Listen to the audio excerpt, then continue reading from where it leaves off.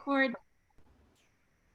All right, so today is October 28th, 2020. The time is 3:07, and I am calling our regular academic Senate meeting to order. I am going to share my screen at this time. I'd like to acknowledge a couple of people in the room. First of all, we have a channels reporter with us. Rodrigo's here today. Had a nice conversation with him last week. Also, Lola, do you mind unmuting yourself for a second? Lola is our ASG representative and will be with us. Yes, hi. I'm very excited to be here with all of you. Hi.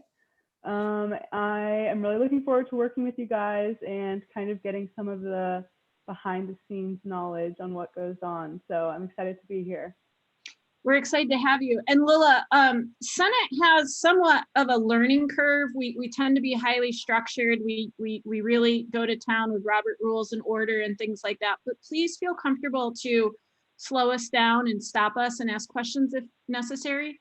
And remember that you're the official voice of students at this table. So as we're discussing things, if you're sitting there thinking something, please feel comfortable to contribute to the conversation and say what you feel as those students need at that time. Sound good? Yes, definitely. I will do that. Thank you. Good, good, good. All right, so with that, I'll go through our agenda. My screen is sharing, right? You can see this, yeah? Okay. Our Academic Senate community values are posted and attached as a PDF. We will be getting into some discussion points today.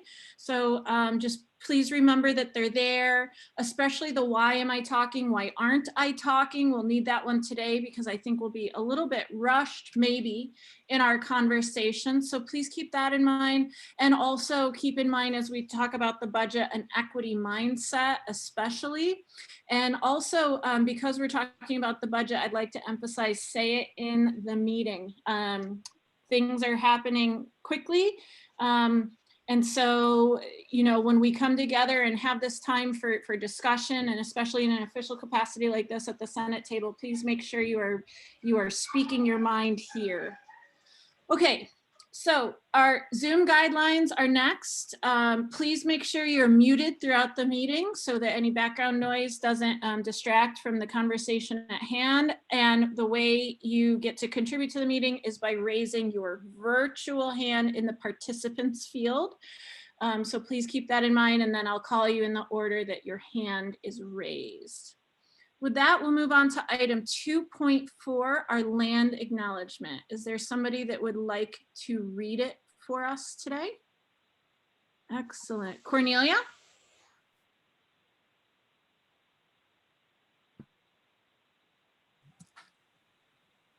Sorry. Before we begin, we would like to acknowledge the Chumash people, who are the traditional custodians of this land. We pay our respects to the Chumash elders, past, present, and future, who call this place, the land that Santa Barbara City College sits upon, their home. We are honored to be guests upon this land and are proud to continue their tradition of coming together and growing as a community. We thank the Chumash community for their stewardship and support, and we look forward to strengthening our ties as we continue our relationship of mutual respect and understanding. Thank you so much for that, Cornelia. Now we'll move on to items 2.5 and 2.6, approval of the agenda and items to be taken out of order. We will be doing our faculty ranking item 9.1 before our discussion items today. So unless I hear further discussion, I will assume we're approving our agenda by acclamation. It's been shared out with you all and you've had a chance to review it. So speak now if there's any other adjustments to the agenda that need to be made. Don't believe there are. Okay. Now we are at item 3.1, our public comment. I'd like to make a note to our senators. Last meeting, we had a discussion together where we decided on a few items together. around public comment and around contributions from the public to our meeting. I will have a formalized proposal at our next meeting for us to vote upon. So for today, we'll stick with what we've been doing, which is the public comment solicitation now. I did not receive any public comment request prior to the meeting. But if anybody is here and would like to provide public comment now or before an agenda item later on, please raise your hand or indicate that you'd like to make a public comment.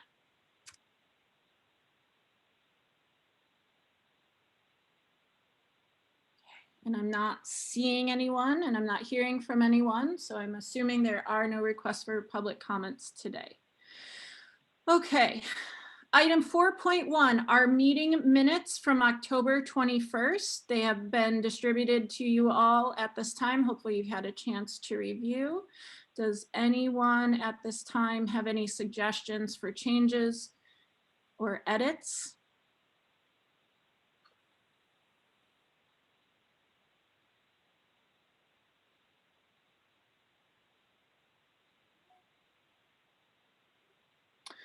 Okay, so with no edits requested or received, we will enter the meeting minutes into our record unless anybody wants to object at this time. Good. Okay, moving right along. Item 5, President's Report. As usual, I'm going to keep my oral report a minimum. I have a written report there. I have highlighted items in it that I want senators especially to think about and report out to their divisions and solicit information about. The only other thing that I want to share with you all is that myself, Kathy O'Connor, and Ruth Morales, you knew about this previously, but I'll remind you, the three of us will be attending the ASCCC, which is the State Academic Senate Fall Plenary Meeting, which is next week, Thursday, Friday, and Saturday. Oh, as well as Nico Misui as well, because he has that minimum qualifications change that the State Academic Senate will be reviewing. With that, I'll move on to item 5.2, our Senate Liaison Report. Do we have any Senate liaisons that would like to provide an oral report at this time? Michelle. Yeah, I just have a couple things and I'll try to go over this really quick. I just wanted to let everybody know that DTC is working on a project which was originally called BYOB, Bring Your Own Device, which is a little bit of a misnomer because the goal of the project is to provide access to computers to students, kind of similar to what we're doing with Chromebooks. And so we're at this point, until we find an appropriate name, we're calling it Project X. But in order for this to happen, we need to determine the needs of the students in relationship to the classes that they're taking, you know, what type of computers, what type of operating systems and software. So it's moving along, but it's growing into something bigger. So DCT charged ITC to come up with a survey, and you should have received a survey from Lori Vasquez because that's kind of the start of it to so that we can get going on this. So if you could please fill out that survey. As to the whys this is being done, there is a link in the report that you can go to get a little bit more information about it.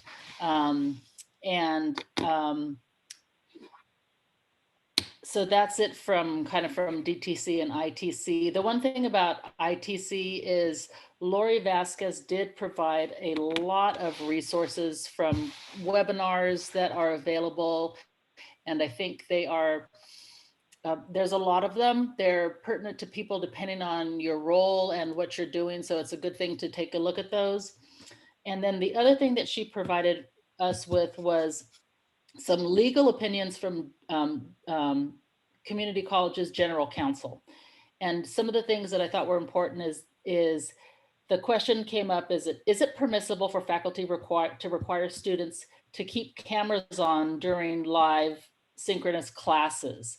And the response from general counsel is that there is nothing that prohibits us from doing that, but it could lead to an issue with invasion of student privacy. So one of the links that I posted was popped up, but when I checked the liaison report, the other one for some reason isn't showing up. So I can send that back to Ray so that people have access to that. And then the other question that came up is faculty required to do real-time captioning for live classes? And the answer to that was basically, it's only required if you have deaf or hearing impaired students. So I think those were the main things that it's important to take back to faculty at this time. But that's it. Thank you, Michelle. I have a copy of both of those Chancellor Office memos on that on those same recommendations. I have asked the Academic Policies Committee to start drafting policy around this, specifically in AP 4105, our distance education policy. And in the meantime, I was going to send out an all faculty-wide email about those items so that everybody knew about those as well. That sounds great. Thank you. Mm-hmm. Ray? Yeah, yes. Is that Robin? Yes. I just wanted to mention for my report, only one thing that I'd like everybody to be aware of. The EOPS advisory just met for the first time this semester, and they'll be sending out soon the beginning of their drive for holiday events for EOPS students, including the Thanksgiving giveaway that they always do. They're not doing a meal donation this time. They're doing gift cards so that the students can shop for themselves. But I just wanted to alert everybody that the call for that will be going out, and especially this year, I hope that we'll all consider giving to it. Excellent. Thank you, Robin. Another good thing that might be worth emailing out.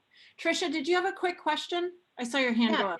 Yeah, the regarding sending out an email about the policies to caption or require recordings, just keep in mind that non-credit might have a slightly different policy. So if it does go out to all faculty, then just kind of keep that into account. Yeah, I misspoke. I was actually going to touch base with the deans before I sent it out and ask, do I want to send this to, you know, credit or non-credit faculty? I assume that. I just didn't.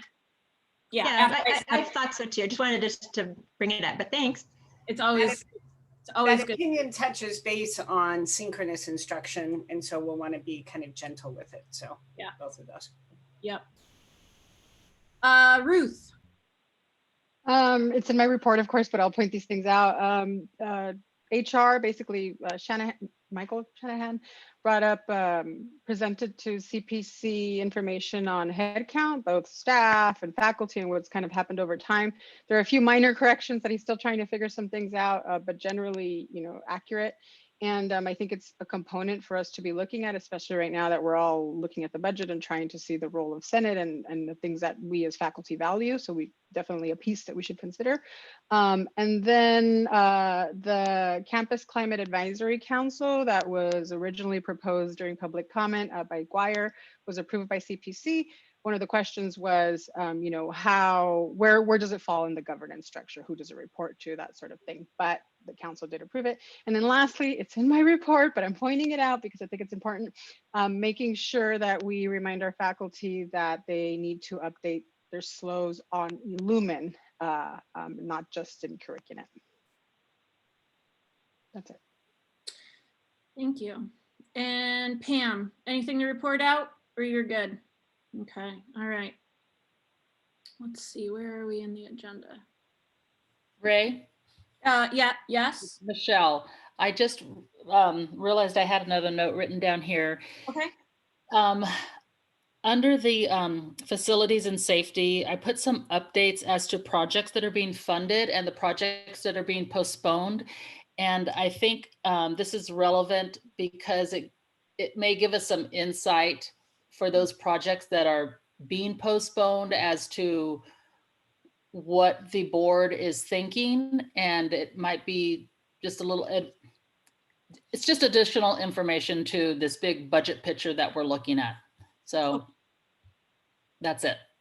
Okay. And we're to look for that in the written report, right?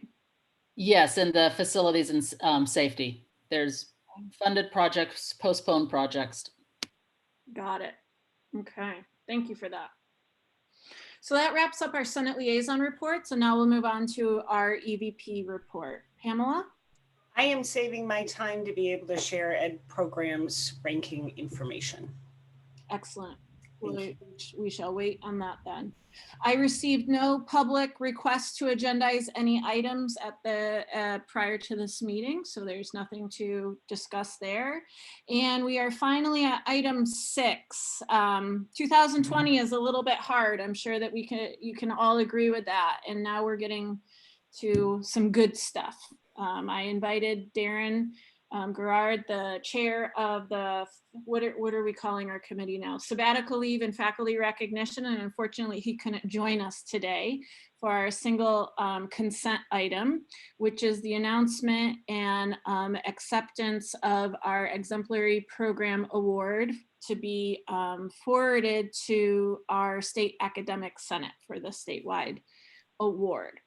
So it gives me great pleasure to mention that Rebecca Bean is here on behalf of the WELL, who are our 2020-21 recipients of this award. So instead of quietly doing this, unmute yourself and let's all give her a hip hip hooray, because this is awesome. Hip hip hooray! Hip hooray! Thank you. Thank you everyone so much. It's an honor to be here. I appreciate being invited to join you all. It has been a labor of love the last 22 months, launching the WELL and then just keeping it running through COVID and transitioning our whole program to digital. It takes a village, I really believe, not only our whole team at Student Health Services, but we have made incredible, strong partnerships with different departments at SBCC, programs at SBCC, and especially our community agencies who have become very close partners so we can provide an eclectic range of workshops, support groups, events for our diverse student community all around mind, body, spirit, health. So sweetness? Yes, I'm great. And you might need your book with you. There's someone behind. But I wanted to thank you all. What's so incredible about the WELL too is that we're revolutionizing California community health.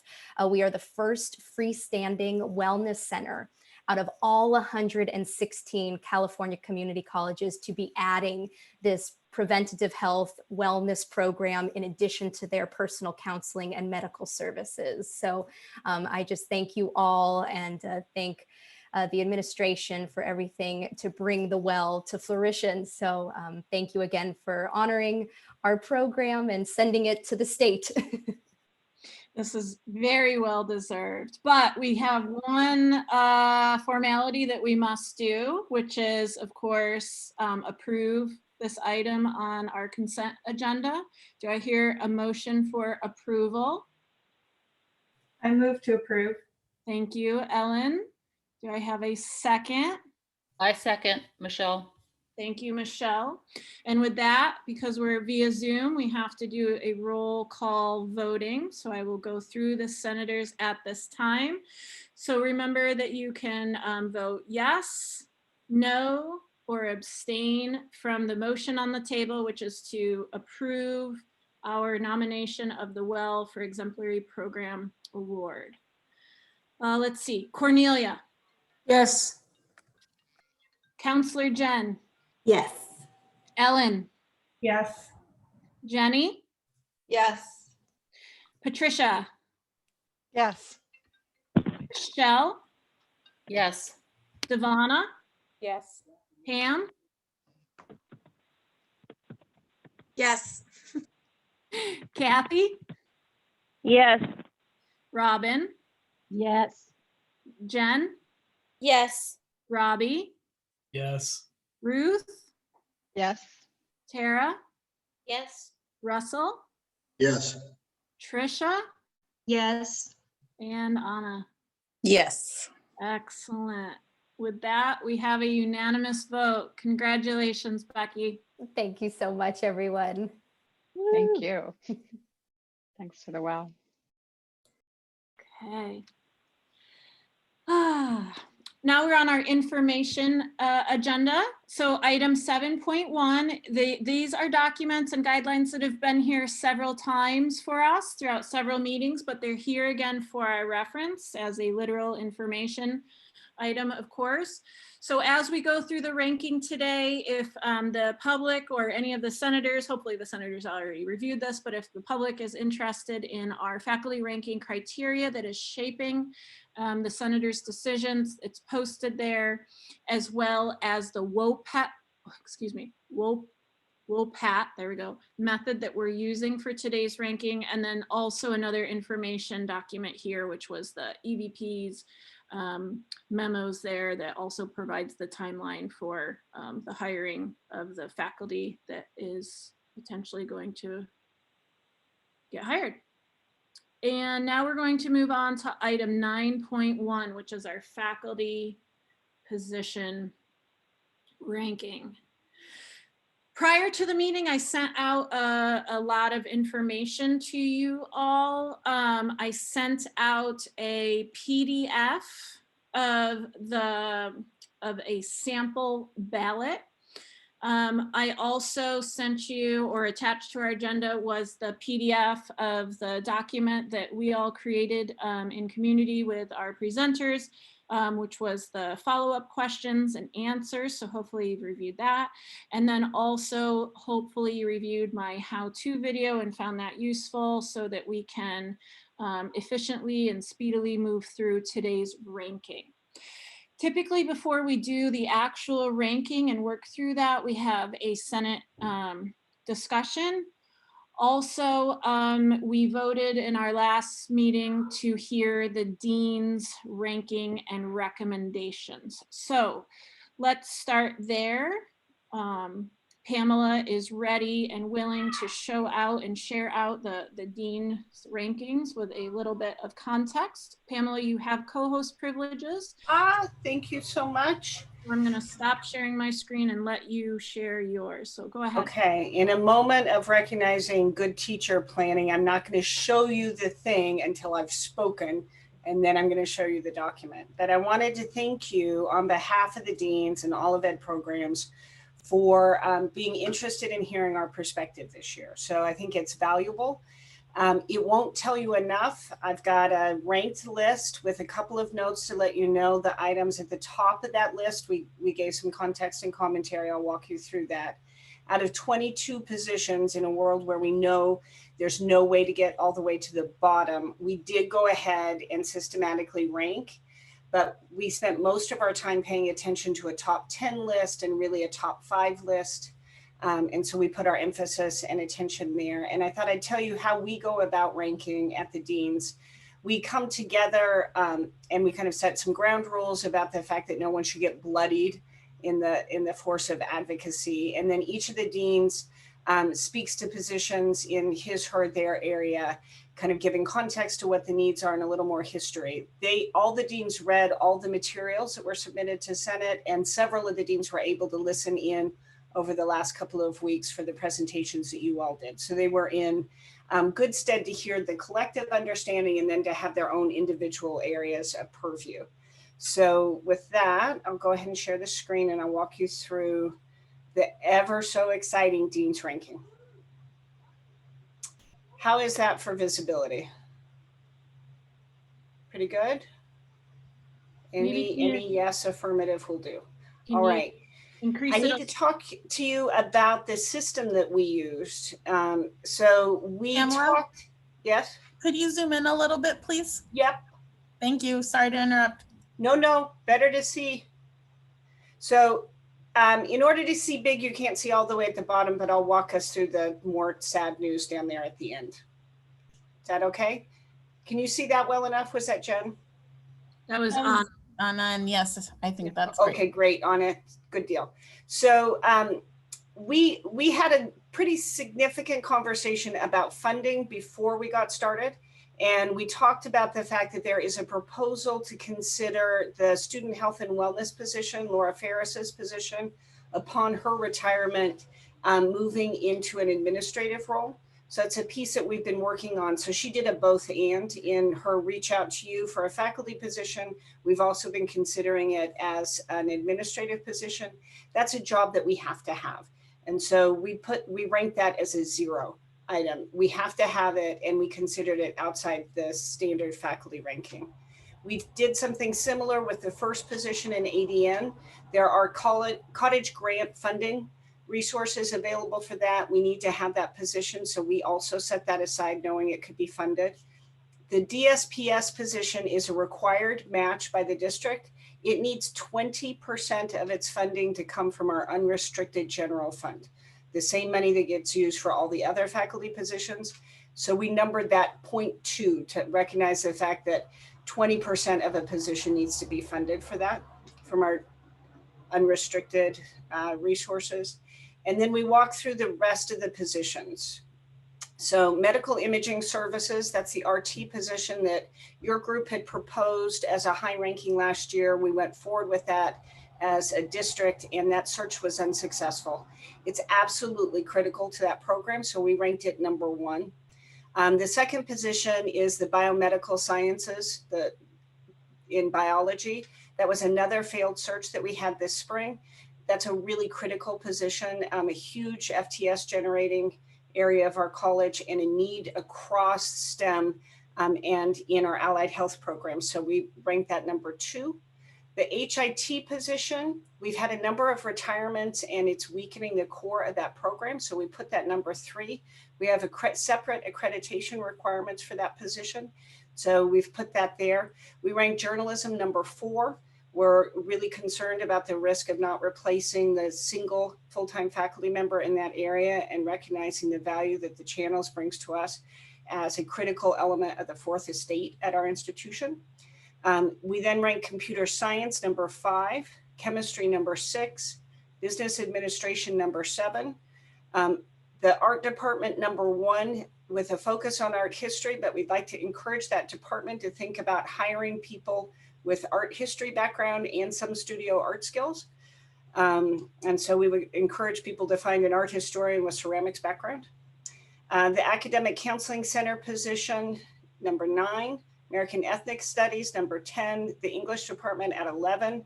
The second position for ACC is at 12.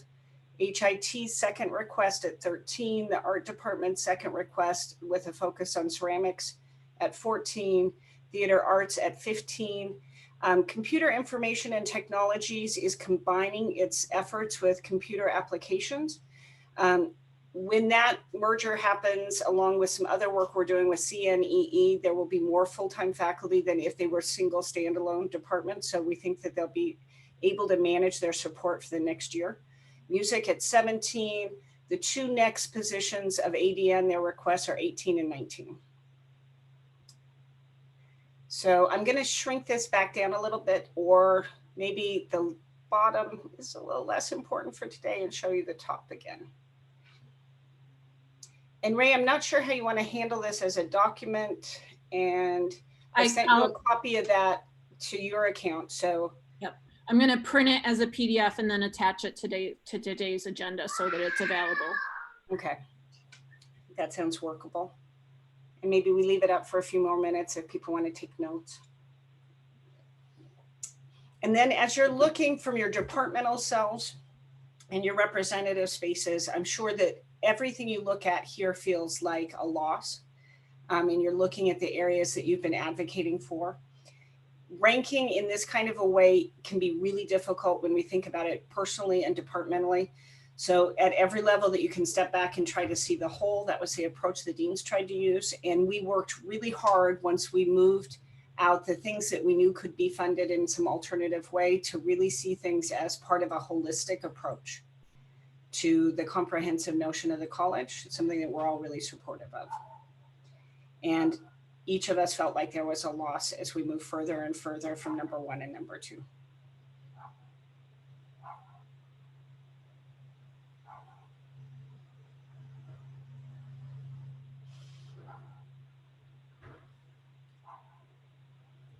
Okay.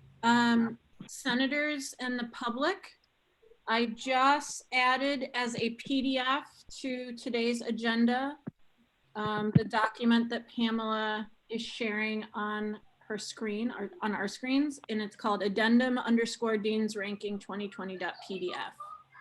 So should you want to bring that up as we have our own discussion or as you do your ranking, it is there for you and the public's consumption. Excellent. That's a great way to move forward. And the deans did this work on Monday morning, which is why it wasn't included in your original agenda. So thanks for having us. Mm-hmm. Kathy. Yes, I have one question for Pamela. On the ADN position, it sounds to me like regardless of how we might rank the ADN position, it will be funded because it is a Cottage Hospital funded position. Is that correct? I believe that that is correct. I do not think you should rank it number 22, right? Emphasizing the role that this plays to our superintendent president as we go forward is always a critical role. So yeah, we should still rank student health and wellness and ADN as we would. Is that the recommendation? This is a difficult one for me to give you guidance on how you normalize this. And it's a challenging piece. So I'll give you two different ways to think about it.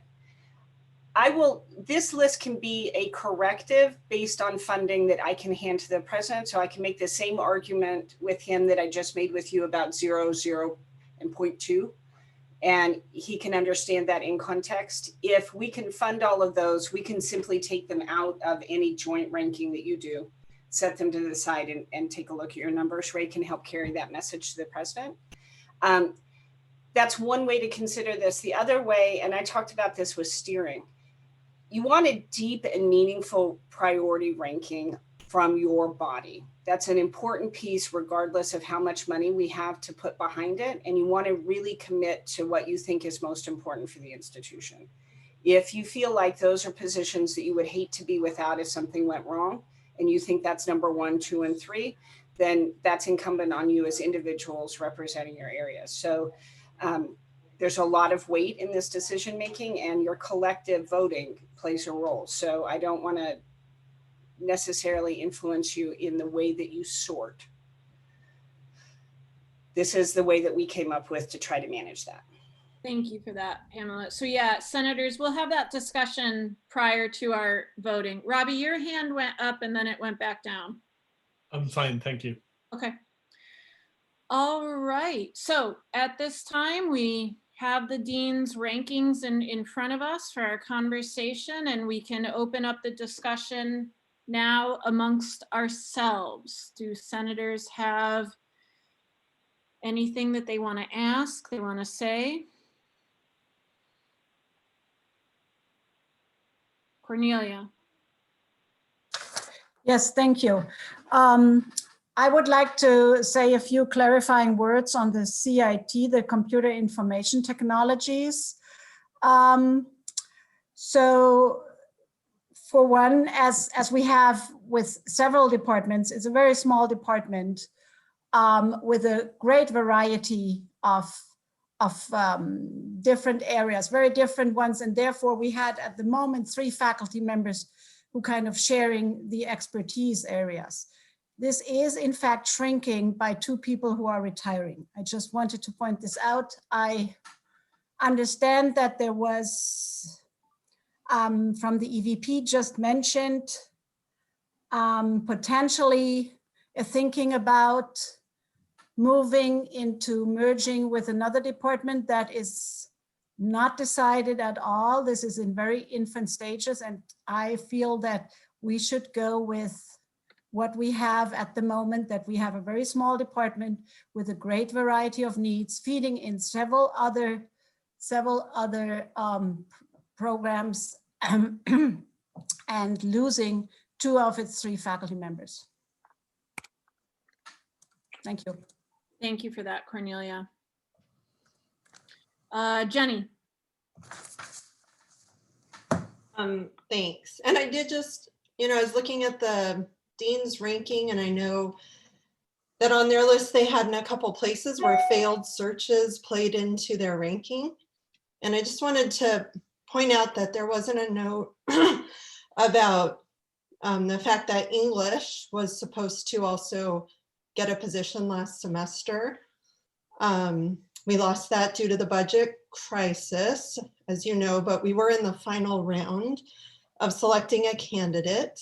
And I just wanted to put that out there since it wasn't on the dean's list as a comment. Thank you. Patricia? Yeah, I want to try to clarify something that the dean's rankings may have made confusing to some. I know it has to me.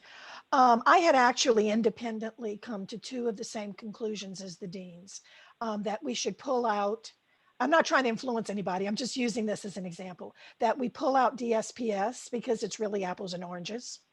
And that we also might consider the nursing director moving to an administrative position. But the point I want to make is that I think we should rank everything.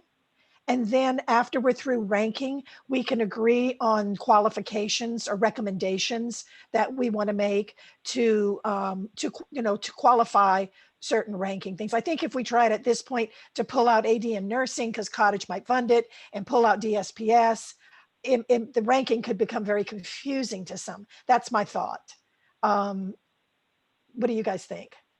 Can I add to that? As somebody who created a complicated spreadsheet with the 22 positions, yes, please. But Pamela?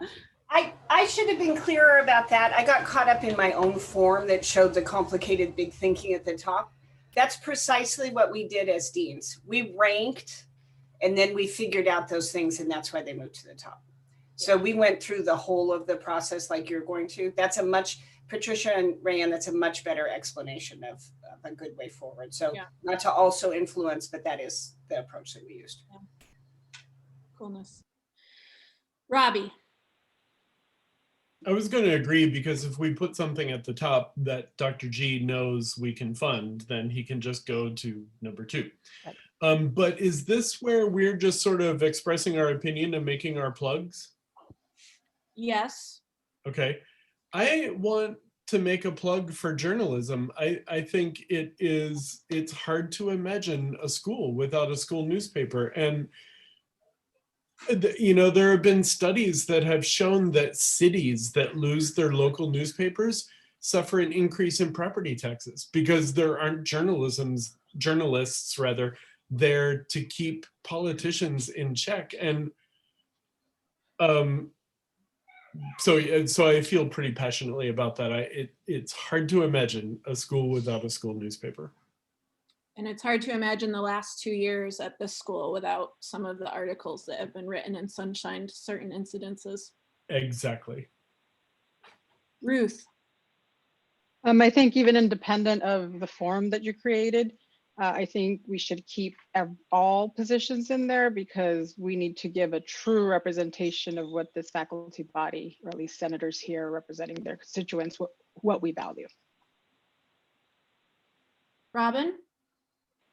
Yeah, I would agree with all of that, like the last 4 comments. I just wanted to go back to Jenny's comment and say that at our last meeting, we or maybe it was the meeting before last, we deliberately said that we would not consider pre-ranked positions that had been previously ranked and had gone up for hiring. So I didn't consider that in my ranking at all. And I think, you know, the deans and the way that they rank things, that's one thing, but we as a Senate agreed that we would not consider failed searches and previously ranked positions in our ranking this time. Okay, thanks. Ruth. Follow up to that is I think the situation has changed. It's much clearer what our constraints are. So I also believe that it should be a clean slate when we evaluate these things. Pam?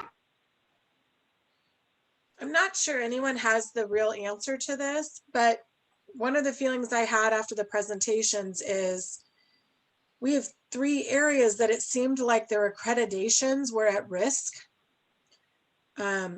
medical imaging, HIT, and ADN.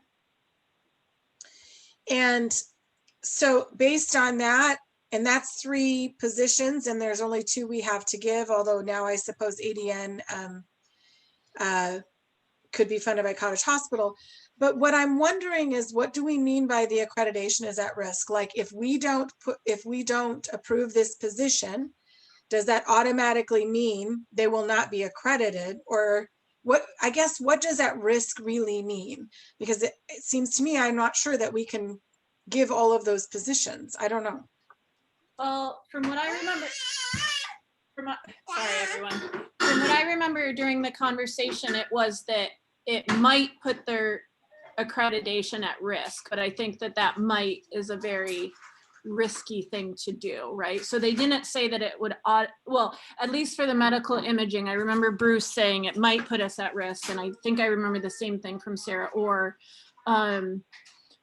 And it's the accreditation of their own body. And I think what that means is that, I can't remember who shared this, but that means that when the students are sitting for their professional exams when they graduate, that it won't be, they can't sit for their exams. The degree is not good, right? Michelle, I saw your hand go up. Did you want to correct? Yeah, no, I think as far, I don't know all of the details as far as medical imaging, but I know with nursing, there's a couple things, and it's we're approved by the Board of Registered Nursing. Those are the people that allow us to allow the students to sit for their national boards. We are accredited by ACEN. It's a national accrediting agency for nursing school. So it's that higher level. The standards that are put forth by the BRN and the ACEN are extremely extensive. This is an ongoing process that we are to be working on a really weekly, monthly basis in order to obtain the data, analyze the data, come up with corrective actions. We have not been doing that because we do not have the faculty to do this at this point. We are way, way behind on these activities. Failure to do that will definitely not only put our program at risk. If we don't do this, we will lose our accreditation. If we lose our national accreditation, our contract with Cottage Hospital says that we need to be accredited by our national body. So that means that we are, according to the contract with Cottage, we would lose Cottage funding. According to the BRN, when time comes to be reapproved, if we were to be reapproved, if they were to come today, we would not pass because we do not have the ability to collect, analyze, and create plans and corrective actions for the things that have been identified. So as far as what that means for our program, that's how that has an impact and how our program would be in jeopardy. So if we're not approved by the BRN, what that would mean was, it doesn't mean that they would automatically stop our program, but they would put us on probation, and or with certain conditions, and say this has to be corrected within a certain time. Still, correcting those things within a certain time is very difficult because we can't do it right now with what we have. So trying to correct it when we still don't have it is really an issue. And our program is different in the way that, because of these approval bodies, the state body and the national accrediting agencies, we have to follow those standards, and we have to show that we are following those standards at all time. So we're different, and it requires a full contingent of faculty. And that's one of the things that they say is, and they've told us, you do not have enough faculty to do what it is that you're supposed to be doing. They've been very clear about this. And we, have been limping along. We were fortunate with our last accrediting process, which was in 2018, the fall of 2018. But that was hundreds and hundreds and hundreds of hours that Sarah Orr and I spent over the summer writing our evaluation, which did not include all of the faculty because it was summertime and we were just struggling to get it done. So that's kind of how it has an impact on our program. And so, yeah. And I also wanted to say, I wholeheartedly agree with what Robbie was saying about journalism. I feel that this is a position that we need to keep that going, not only for all the reasons that are stated, but plus, I think that's one program that I feel that we really need to push forward with. I know medical imaging also has a board that has many standards that need to be met. And when they have limited faculty, what it comes down to is Bruce Oda doing all of this work independently. And also the TLUs that that he puts in are insane. I don't know if he put those numbers in his report, I can't remember, but in order to ensure that his program is approved by the radiology board, he also has different hoops that he has to jump through. Our programs are just so different with these state and national bodies that approve and accredit our programs. Thank you for that, Michelle. Robbie? Yeah, I'm sorry I'm speaking twice. Something I forgot to say earlier is that we've been told we have 2 positions. And if that's what we get, then a lot of the downsizing of the college was not done strategically. It was done by who decided to retire. And that reduction, the content of that reduction might be really different if there hadn't been a SERP and we just decided, whoa, we need to reduce.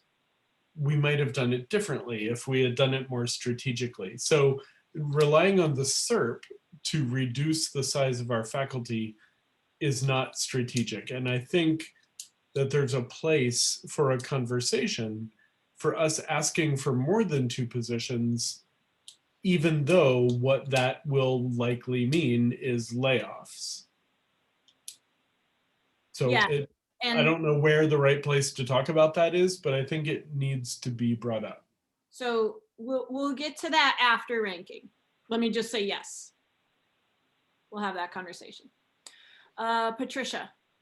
Yes, just a very quick follow-up to Robbie. Robbie, I actually wrote a motion that I'm going to bring up after the ranking that addresses specifically that. So yeah, you're right. I just want to take 1 second. I think because I was NTCC chair last semester, we did a deep dive into medical imaging. My memory of reading the actual accreditation requirements is that MIS does have a specific accreditation requirement that the program director cannot be the clinical coordinator, which would be the case. I know that Alan Price is in the room, and Alan, if I am misspeaking, please, maybe we can invite you into the conversation, but I think this is a very direct compliance issue for MIS. You cannot have one faculty member playing both roles and without getting an accreditation sanction. And I think they get accredited every 2 years. Alan, if you want to ask a dean that can, if I'm saying anything that's wrong, No, Alan Patricia, can correct me. thank you. No, thank you. This is Alan, and thank you. Everything you said is spot on. JCERT, their accrediting body, does have very rigid requirements for the leadership structure of a program, and everything you said is spot on. A director cannot be a clinical coordinator, but I also add that RT is a very unique program in the sense that they're operating over a large geographic area. They go all the way from North LA County all the way up to well into San Luis Obispo County with their clinical placements. And that is the responsibility of the program leadership to service and support. Thank you for that clarification and information. Kathy? Yes, I was just going to actually mention the same thing about the radiography program, that they must have a position, so I won't repeat all that. Thank you. Excellent. Ruth? I just wanted to expand on my earlier comment, especially because I went right after Jenny. I realized this afterwards. When I said about the clean slate, because there had been failed searches, I think we need to be careful with that, because a failed search in biology is not the same thing as a failed search in English. And there was a comment made about revenue generating. Well, that's not the only thing we should be considering, right? We should be considering, you know, the need for particular faculty to student ratios, and also potentially the equity impacts. Who are they serving? For example, English is serving, it's a gateway course, right? If they don't survive there, they're probably not going to move on. So other considerations other than simply, you know, have they had a failed search, and or are they bringing in money?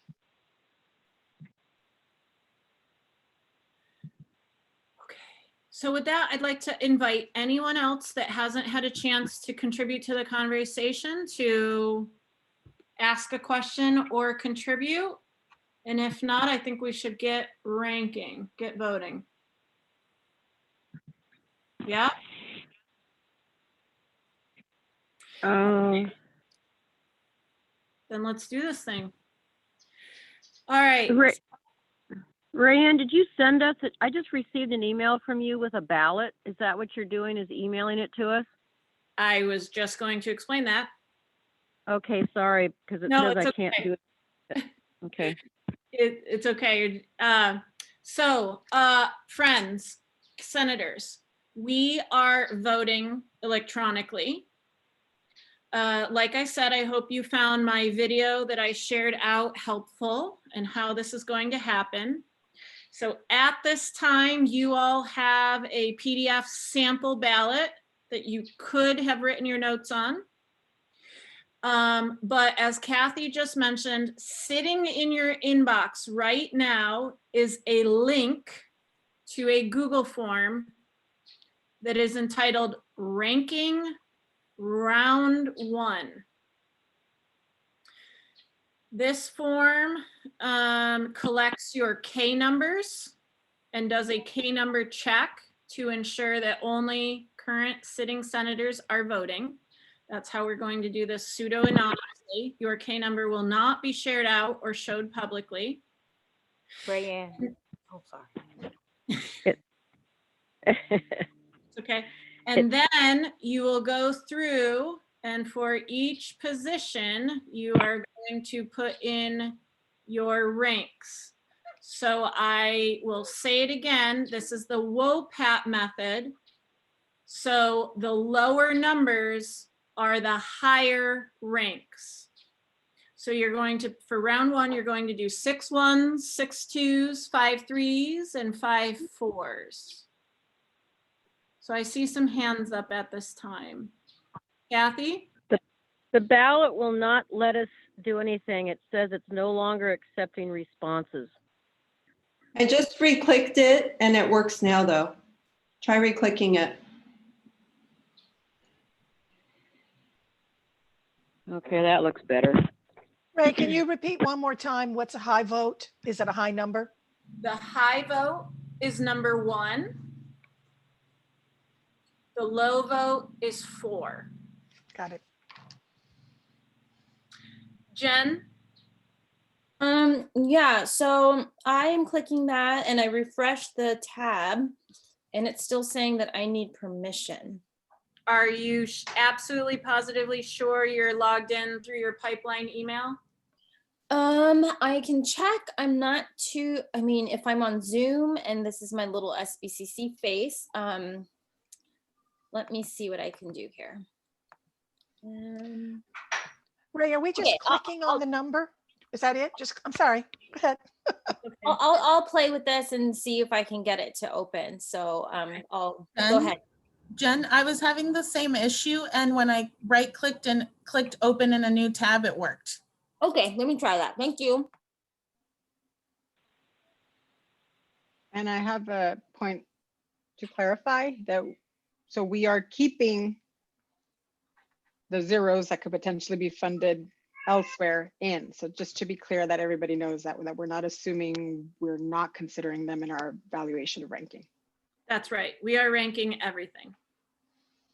So at this point, can I just double check that everyone has access and is submitting via Google form their rankings?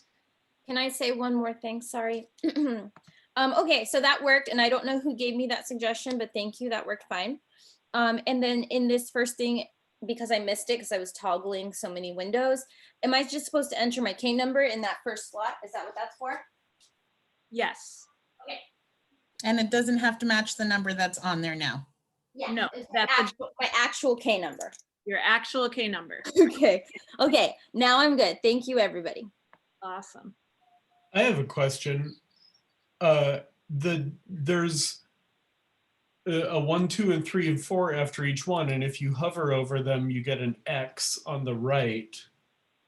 I'm figuring out how to enter what my number is, and I've crossed out 2 of my options for the first one, and now I can't enter the one I want to enter. I think. Is there a way to just refresh? Can I point out that Robbie, you have edit rights on this because you're on Academic Senate Steering. So I'm changing everybody's.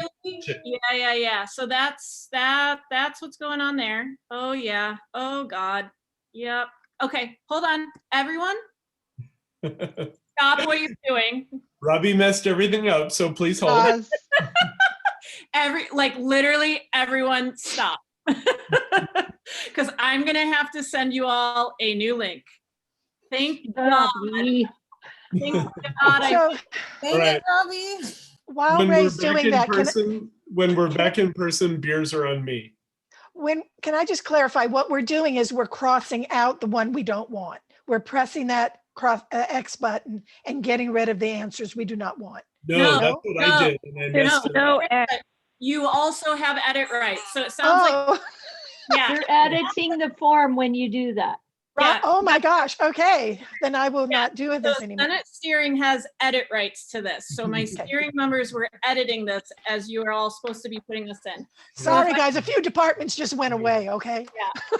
So if I could have everyone take a deep breath and ignore the last 3 minutes and give me 2 minutes to bring up a new form, that would be rad. Okay. Cornelia, did you have a question? Yes, I have a question. Is this wonderful form equipped with an autocorrect function? That means, will it catch us if we miscount like our ones and twos?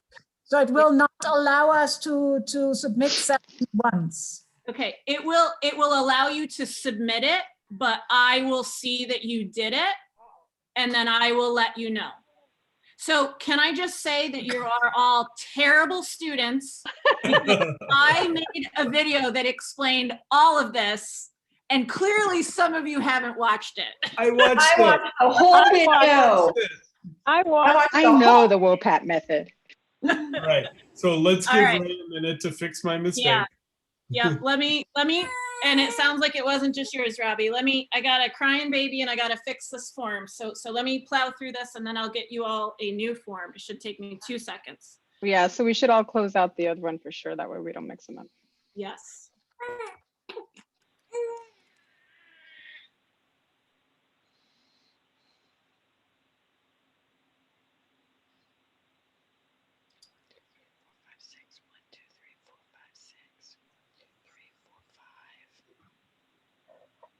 Could you call the next one like 1.5 or something like that? So I just deleted my.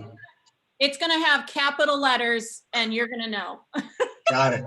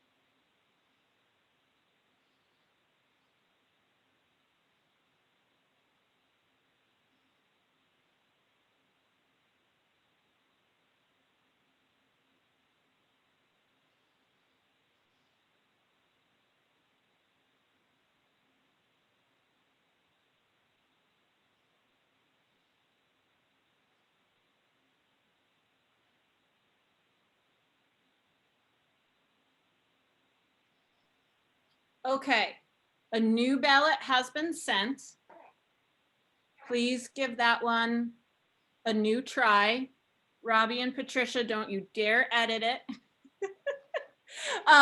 But the way it goes, just so that you know, the way it should function is you are inputting your K number on that line and submitting your answer. And then for each position, it is a drop-down menu to select your rank number. So you drop down and you pick 1, 2, 3, or 4 for each one. And let me know as you go through it if there's issues. Has everybody received it already? This I looks better. just got it. I just did. I had to refresh a couple times. Yeah, it took a minute, but I got it. It like just went out.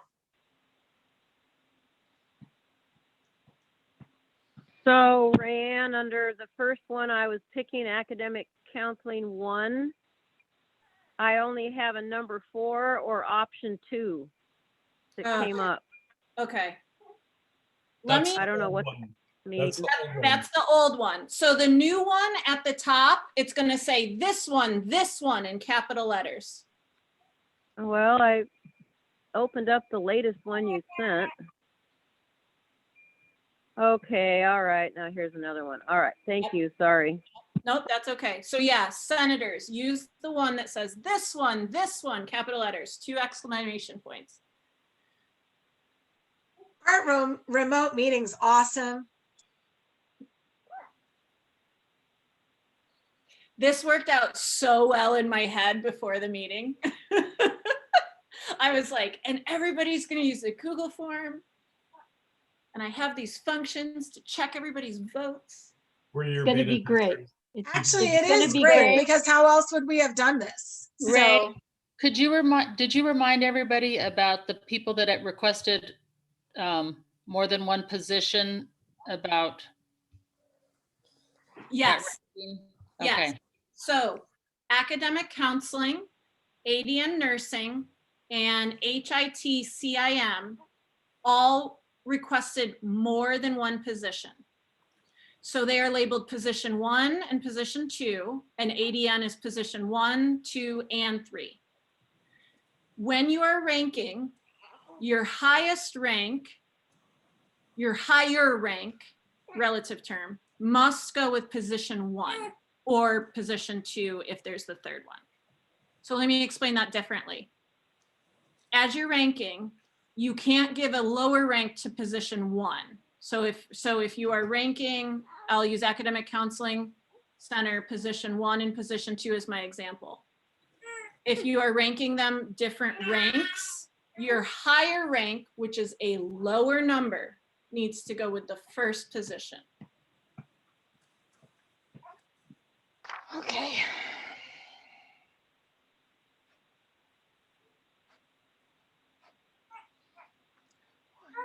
Ray, you might want to encourage people to go through and count how many 4s, how many 3s, how many 2s, and how many 1s to make sure they all add up.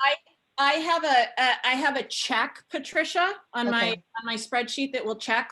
So everyone, after you submit, keep your screen up that says edit your response in case you don't have the correct numbers. You can go back and edit in real time your spreadsheet.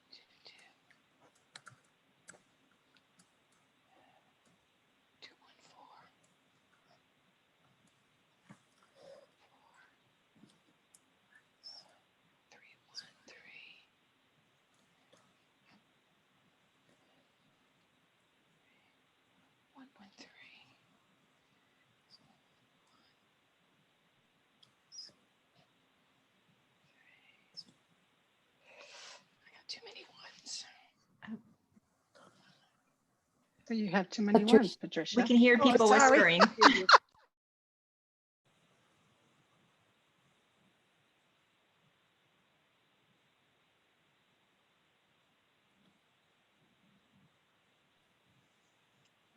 Well, since we're all kind of quiet, Ray, I'd like to take this moment to say thanks for making it all so clear. Being able to watch the video and print out the sample ballot ahead of time and have that all filled out and ready to go. It was very helpful. Really made this streamlined. So thank you. Thanks, Russell. I tried to. No, you succeeded. It worked great.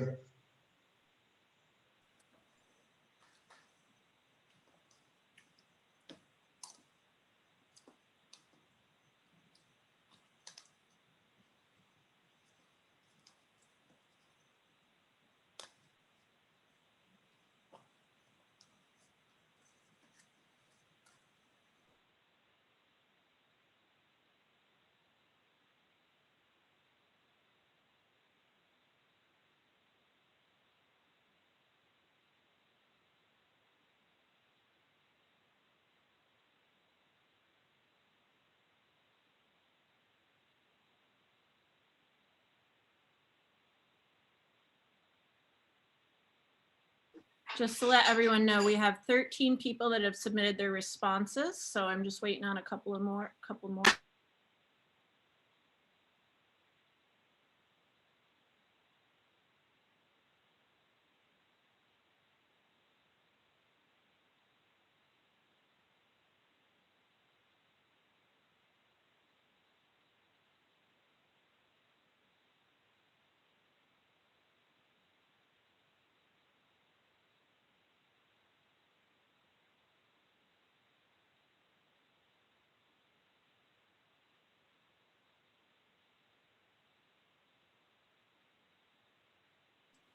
Ray, are we going to do the thing where we shave off the top and the bottom?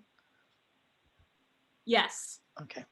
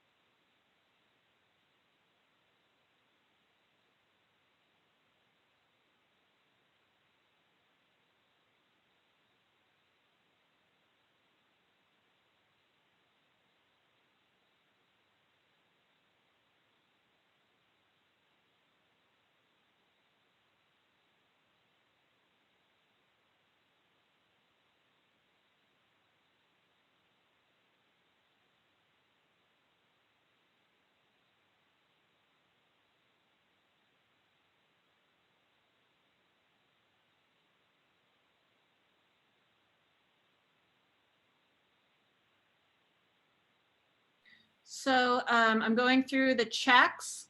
Somebody with the K number with the last two numbers, 76. 76. That's me. What did I do? Oh, you didn't have to out yourself, but thank you. You have too many 3s, Pam. Can you go back? Yes. And edit? Yes. Wonder And representing our math division. I know. Shoot. So do I do it again? So if you, do you have this screen up that says edit? Do you still have it up? Oh, yes, I do. Oh, so sweet. Yep, so hit edit. So I wonder which one I goofed. Thank you. Yep. And one more, somebody with the K number 97. 97, you have too many 4s. What did I mess up? Because I only have 5 on my paper. Ray, if we hit submit and then hit an edit, so I already hit the edit link, my submission still stands, right? Yeah.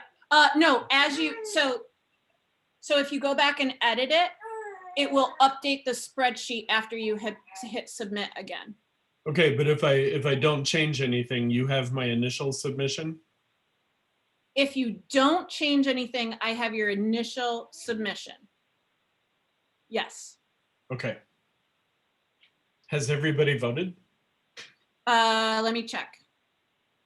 I just submitted mine again. Do you want to check it? I found my mistake. Yep. Hold on 1 second. Okay. I have 17 responses. Don't we have 18 senators? How many senators do we have? 17 or 18?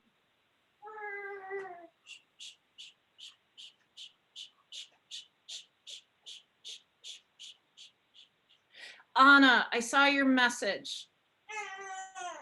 Did you submit or no? I did. You did, okay. So it's okay that I lost it? The edit responses or whatever? Yeah, I think so. Unless you have to fix something. I hope not. Patricia, do we have 17 senators or 18? Yes, I'm sorry, I was on mute. We have a total voting membership of 17,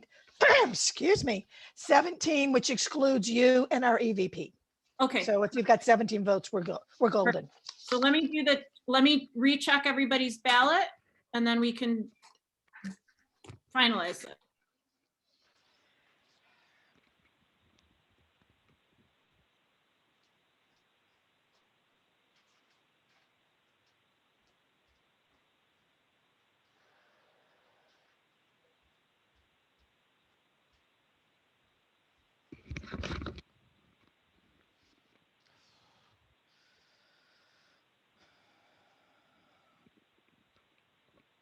Ray, you're on mute, so if you're talking to us, we couldn't hear you.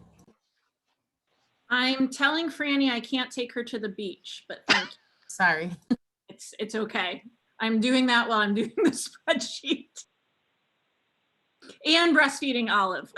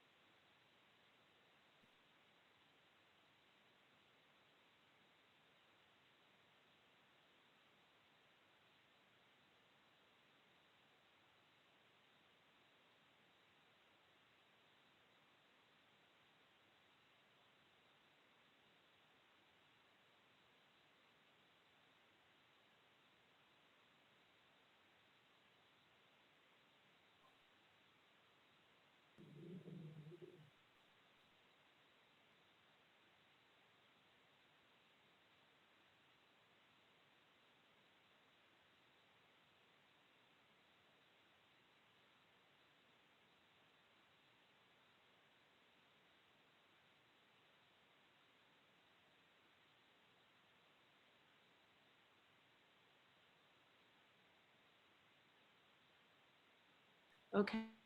You don't have to out yourself, but my senator with the K number that ends in 343, your ADN positions 1, 2, and 3. I don't know which one, but one of the either position 2 or position 3 is ranked higher than one of the other ones. If you need more information than that, I can give it to you.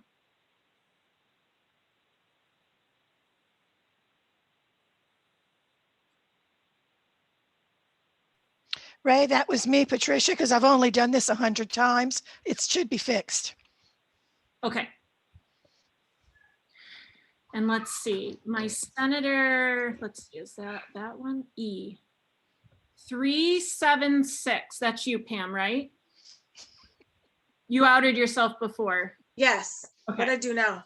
It's okay. Your HITCIM, it appears as though the second one is your ranking of Oh, yeah.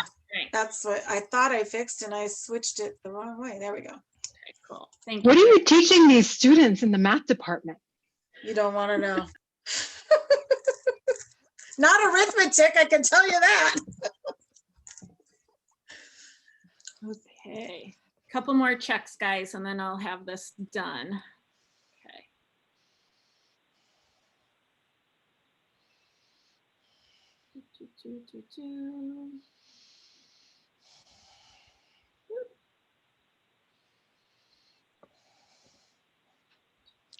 I'm checking the 2s now, in case you're all curious where I'm at in these checks.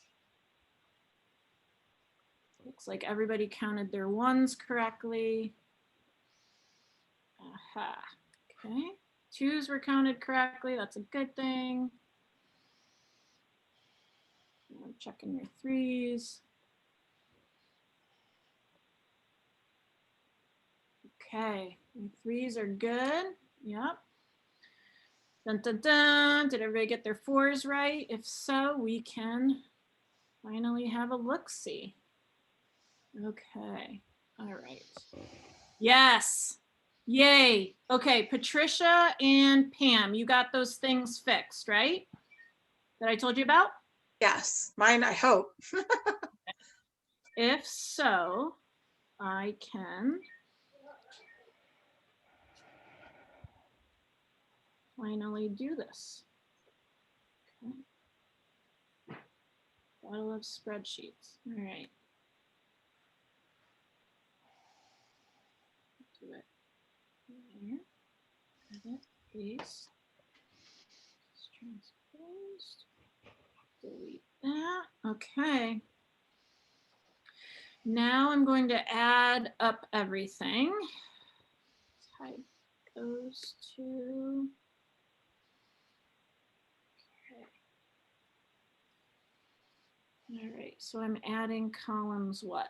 B through T. B2 through T1 through T1. Got it? Adding, adding, adding. All right, now I'm going to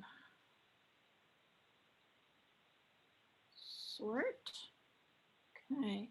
All right, so my recollection of our rules around the WOPUT method and how we do this is I'm going to show the top ranked ones, the top 25, and the bottom 25, and I'm not going to show the middle 50% so that we don't know where it is, so that it doesn't bias our round 2. Patricia's shaking her head. Okay, coolness. So that's what I remember how we do too. I'm gonna hide all these scores, hide those columns, and now, let's see. So we need the top 5. 1, 2, 3, 4. 1, 2, 3, 4, 5. Okay. And then we need the bottom 6. And Ray, let me just say while you're doing this, not to distract you, but the bottom 6 folks are going to go away. Yes. We're not ranking them again. Well, and we don't re-rank the top ones. Right, exactly. Right. It's the middle that we re-rank. Right.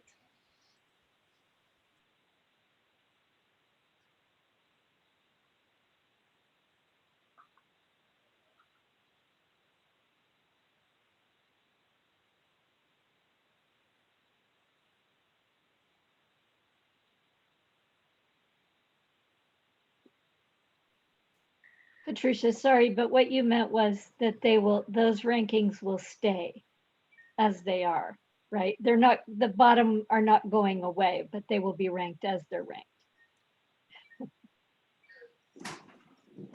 You're muted. They won't be re-ranked. The bottom, Robin, won't be re-ranked. Right. We just re-rank the middle. Got it. 1, 2, 3, 4,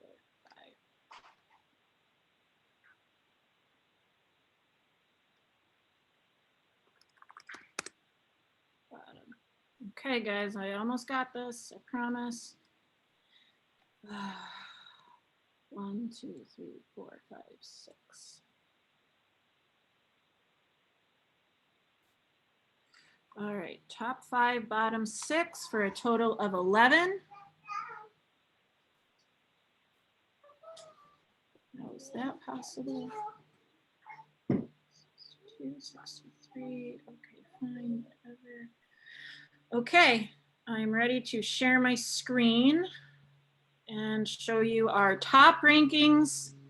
I'll highlight them in yellow, and our bottom I'll highlight in orange so that it's easier to process what you're seeing. Sharing my screen now, here, and share. All right.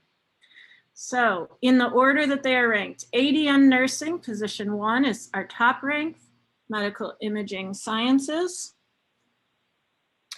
Journalism, number 3, HIT/CIM, position 1, number 4, and biological sciences, number 5. So those are our top ranked positions.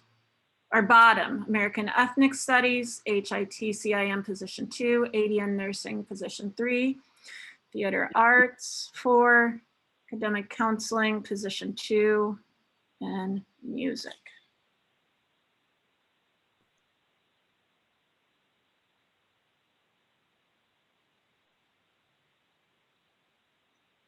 So those rankings will be kept, our 1 through 5 on our bottom. What is missing now is the middle 50%. We are missing 11 of the positions. And what I'm going to do now is stop. Do you guys need another minute? Can you unmute yourself and tell me if you need another minute to make notes? Okay, I'm not hearing it from anyone. So I'm going to stop my screen share. I'm going to go back. I am going to make a copy of our ballot. Make a copy. This one. I'll call it number 2. Okay. And what I'm going to do is I am going to, where'd that go? Here it is. All right, so if somebody could help me, I am going to remove our top ranked position. Can somebody tell me what those were again? Top ranked were ADN 1. Okay, hold on 1 second. ADN 1. So we are not going to rank that. Gone from our ballot. Okay, the next one. Medical imaging science 2. Medical imaging science. That one is gone. Okay. Journalism was 3. Journalism. Gone. Okay. What else? HIT/CIM. HIT, position 1, right? Yes.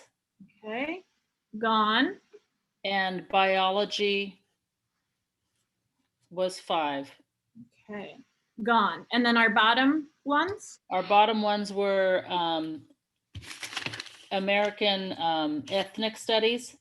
Mm-hmm. American Ethnic Studies. Okay. Gone. HIT, I guess that was position 2. Yep. HIT/CIM, position 2. Oops. ADN, position 3. ADN, position 3. ADN, position 3. Okay, and theater arts, theater arts, gone, and academic counseling, position 2. position 2, And then music, right? and music. All right, so let me double check that I have 11 now. So, 1. And anybody feel free to look at their notes along with what I said. I have a picture here. 9, 10, 11. Okay, so our ballots now have 11 positions, but in this round of ranking for the WOPAT method, we are going to do, let me look at the numbers. Oops, Olive baby. I could really use a baby holder. Why are we socially distanced? Let's see. Ballots and ranking. Ranking round 2. You can know the numbers. Okay, so use this form. This time we're going to, and this is going to be at the top of your ballot, but you may want to make a note now. You are going to assign 4 number 1s, 4 number 2s, and 3 number 3s. So the sum of all of your numbers should be 21. And I'll remind you that number 1 is the highest ranking, where number 3 is the lowest. Okay, I'm going to copy and put that on the top of the ballot. And the other thing I want to share with you all is that I don't have the time. I don't want to take the time to go through and get rid of all the 4s on each of the individual questions. So we're only ranking with 1s, with 2s, and with 3s. Okay, and you should have 4 number 1s, 4 number 2s, and 3 3s. And with that, I'm going to copy my link. Oh, Olive. And I'm going to send it out.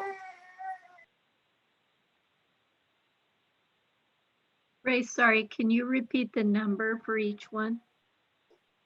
How many 1s, how many 2s? Give me 1 second, Robin. It will be at the top of the ballot. Hold on 1 second. Oh, never mind then. I can read.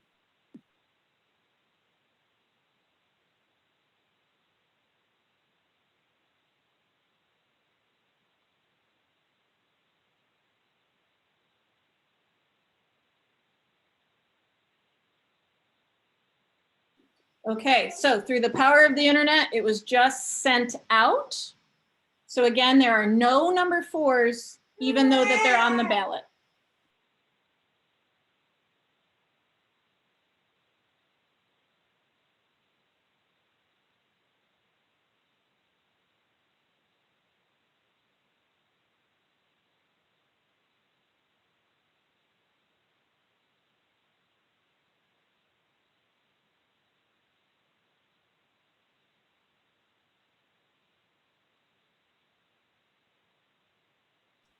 Ray, forgive if this is a stupid question, but are we using the same ballot or a fresh ballot?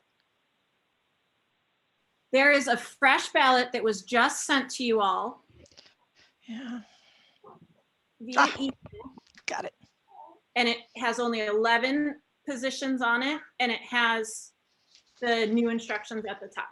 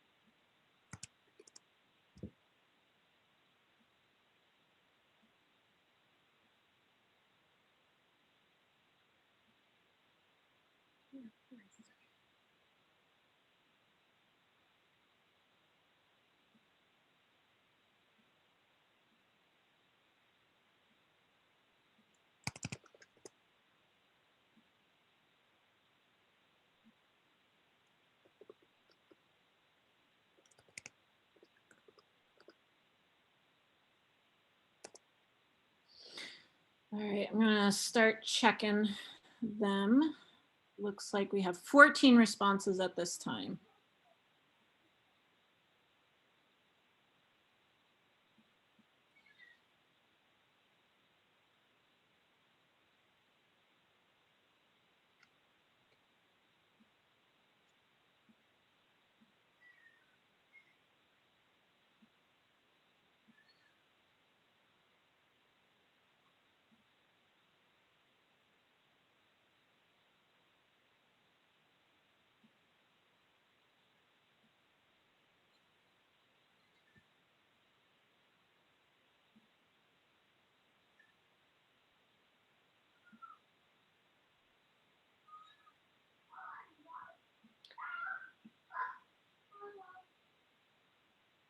All right. So the good news is everybody that has submitted thus far have the correct number of each of the numbers. And we're just waiting on a couple more. Aha. And there they are. So we have everyone's votes now.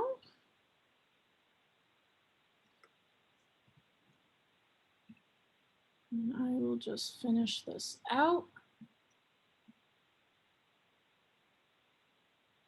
Special transpose, make sure that the last few have the correct numbers.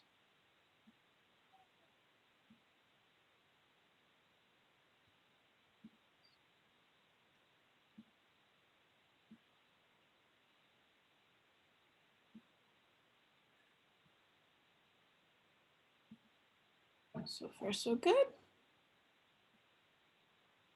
Okay, check the threes.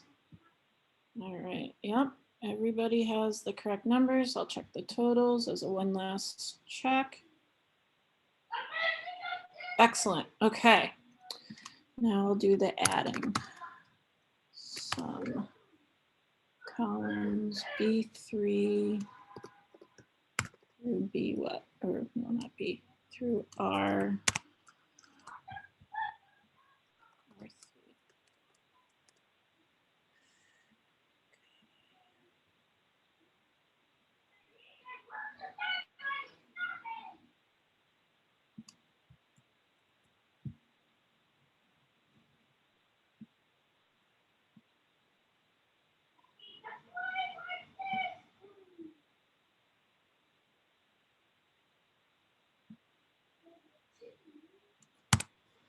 All right.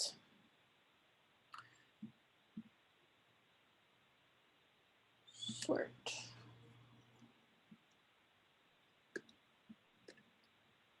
Hide. Okay, so let's see. What is 25% of 11? 25. All right, so we'll keep the top three and the bottom three. All right, top three.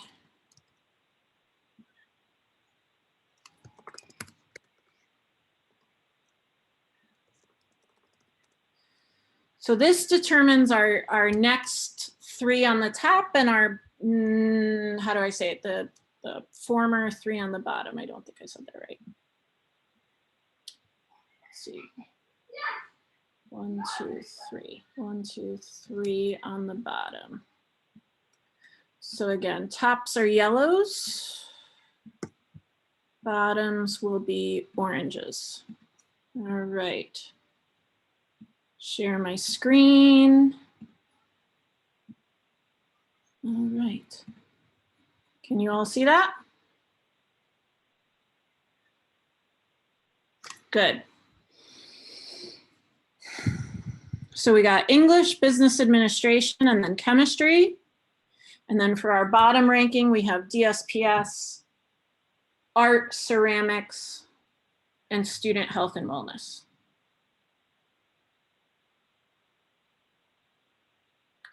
So we still have a middle 50% to rank one final time.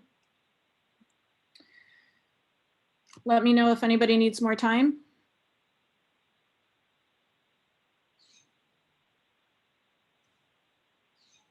Anyone? Unmute yourself and let me know. Can I ask a question? Sure. Are the three top positions ranked by the number of votes? Are they ranked by, is that the number of votes? Like, are they in that order? English, business administration, and chemistry?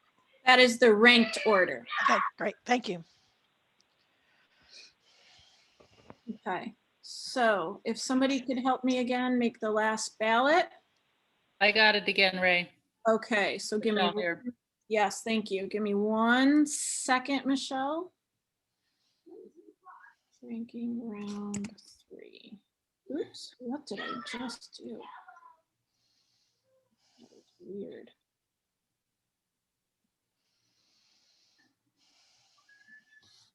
You're still sharing your screen, Ray, if that's what looks weird to you. Oh, it's not, but yeah, you guys don't need to watch me fumble around there. Thank you. Are you kidding? I feel like I could learn a lot here. You're doing some magic. Are you wearing pants, Ray? I plead the fifth. I appreciate the calmness with which you are chastising us for not following the instructions. It's very motherly of you. Senator with 246. Put in too many.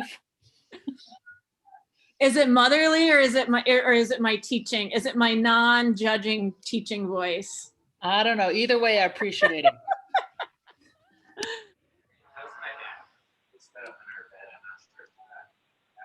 Nope. She didn't. Oops. That's not what I wanted to do.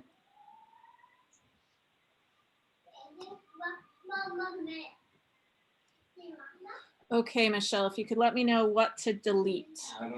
Okay, our top 3. Yep. Were English,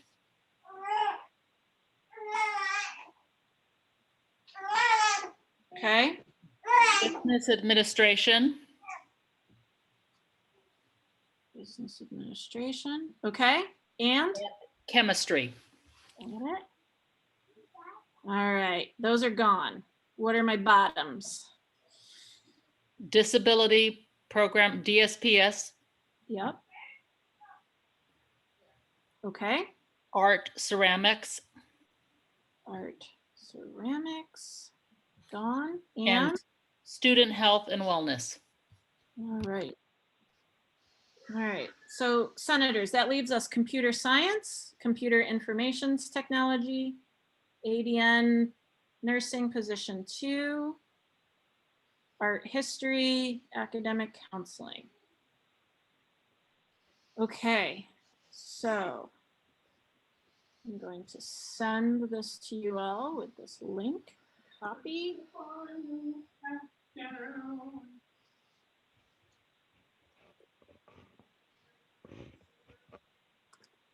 Final ballot. It's the final countdown. Oh my God. Okay. I'm glad my husband is providing a soundtrack for all of this. That was just sent via email. So check your inboxes for your final ballot.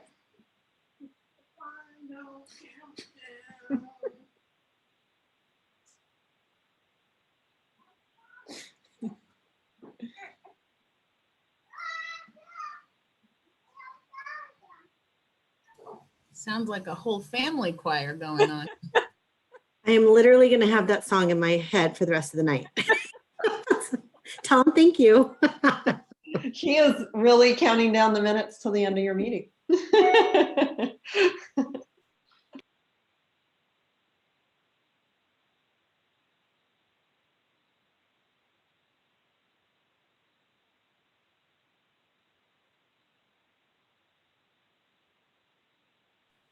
How many ones, twos do we have again, please?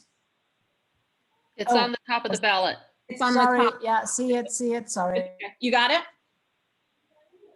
Yes. Cool.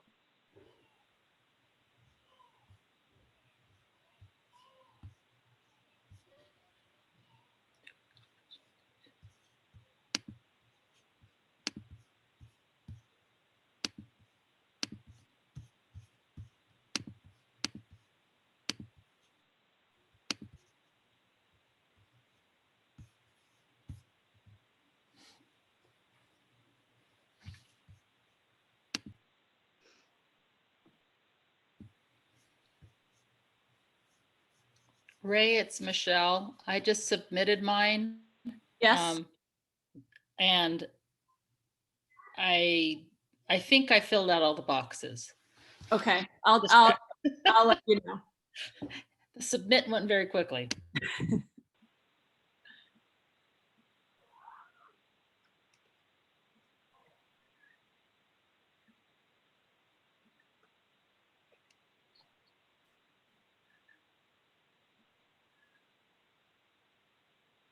B3 through B7.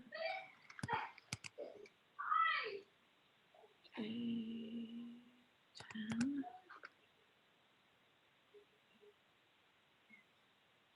2 ones.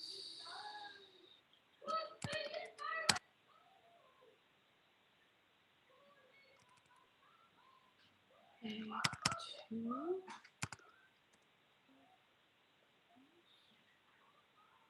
2 twos.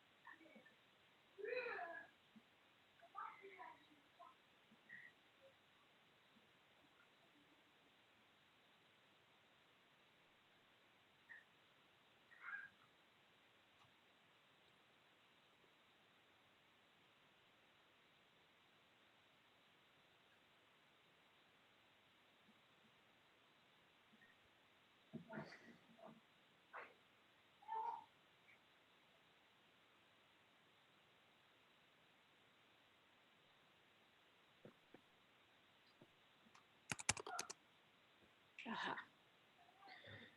Okay, got my functions in order. Let's see. Oh, you have all voted.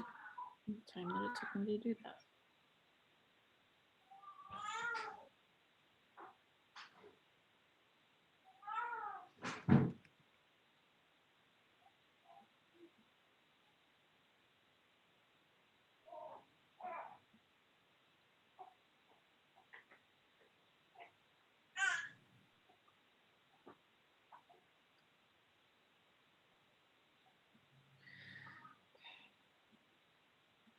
Edit a special transpose. Okay, now I'm running my checks. Okay,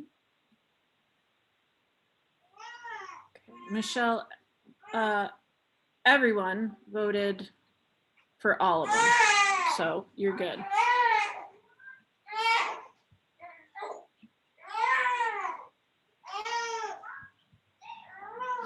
So everybody has the correct number of ones, the correct number of twos, last check, threes. Yep, we're good there. So let's finalize our rankings, shall we? Good, okay. Sum B3 through R3. Okay.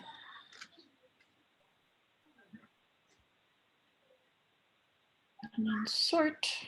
All right. So here's our middle ones.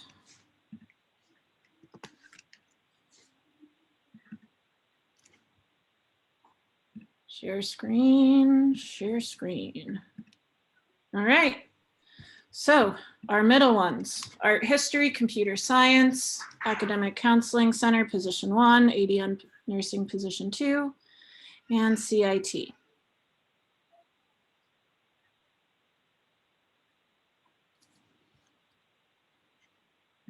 I'll take 2 more seconds if you guys would humor me and put them all together if you'd like, so that we can double check.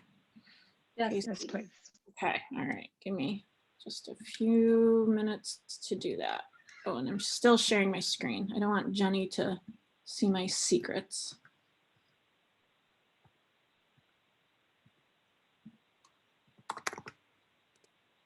My secret spreadsheet skills.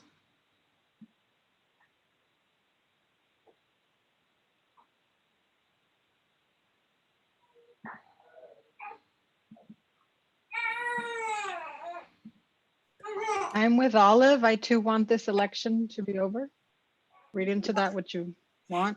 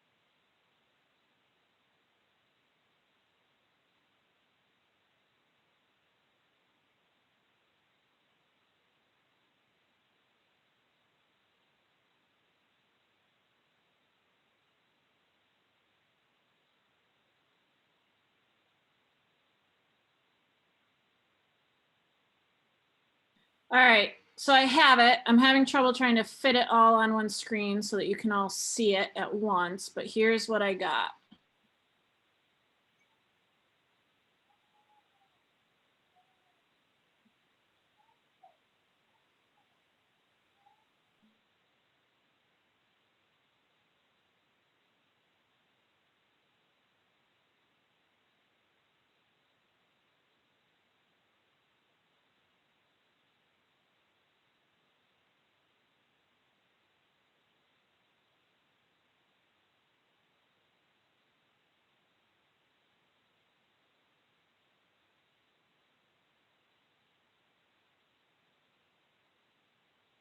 Did that fix it on your guys' end so that you could see it all together? Okay, good.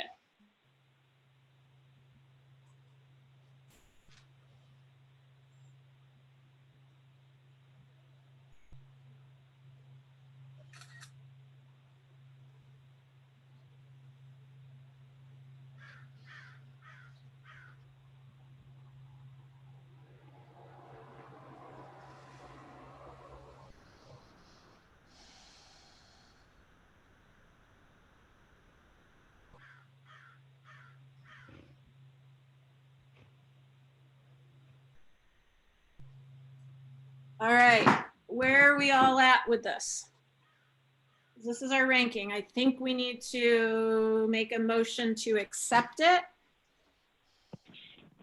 I'll make a motion to accept the rankings as they are showing on the screen for our faculty positions. Michelle seconds. Michelle seconds. With that, we'll need to do a roll call vote. I'm sorry, who made the motion originally? Say that again. Who? Who made, this is Christina, sorry. Who made the motion originally? Kathy O'Connor. Kathy? Kathy, and seconded by Michelle? Yes. Thank you. Patricia? Patricia Stark? Yes, and well, that's okay. We're over time and I've got an idea to extend the meeting, but yes, let's get this voted on. Let's get this voted on, and then I know the item you want to discuss, so we'll see if there's a motion to extend the meeting by 15 minutes. Okay, so let's see. Roll call voting. Cornelia? Yes. Jen? Yes. Ellen? Yes. Jenny? Yes. Patricia? Yes. Michelle? Yes. It's the baby meeting. Devana? Yes. And Pam Gunther? Yes. Kathy? Yes. Robin? Yes. Robbie? Yes. Ruth? Yes. Tara? Yes. Russell? Yes. Trisha? Yes. And Anna? Yes. Excellent. So that passes unanimously. You skipped me. Oh, I'm so sorry. It's okay. My vote is yes. Thank you, Jen Battencourt. So sorry. Did I skip anyone else? Hope not. Okay, so with that, Patricia.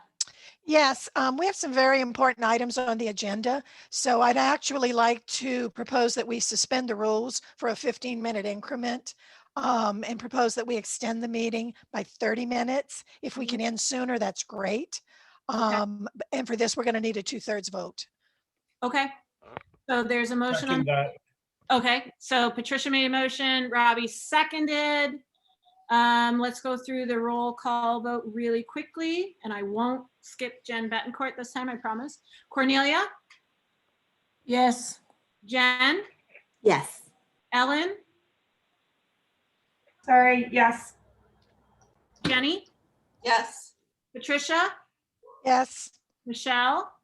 Yes. Ivana? Yes. Pam? Yes. Kathy?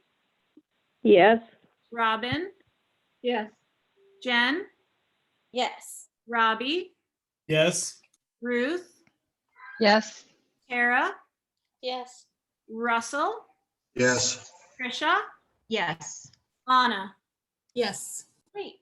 All right. Thanks for that, Patricia. We have extended our meeting officially by 30 minutes. Ray, I also have a follow-up motion to make on the one that we just, and if you would not mind sharing your screen with me, I can actually bring it up and show the Senate. Yeah, so I made you a co-host, so you should now be able to share your screen.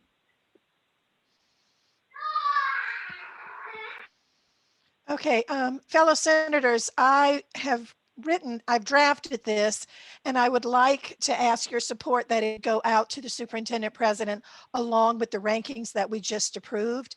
The first two were actually kind of my notes that I told you I read. I thought DSPS should be separated from the rankings, but we can address that later.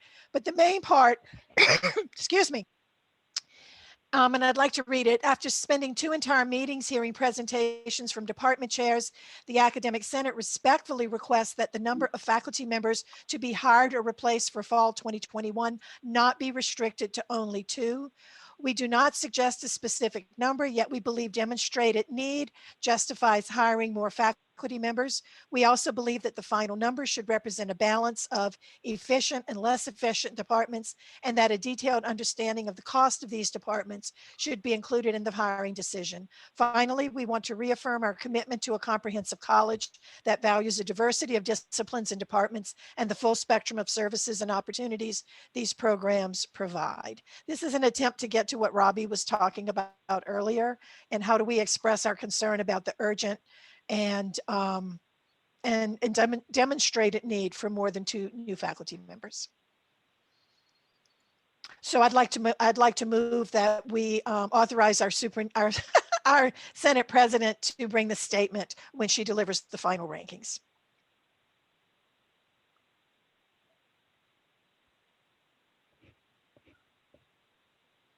There's a motion on the table.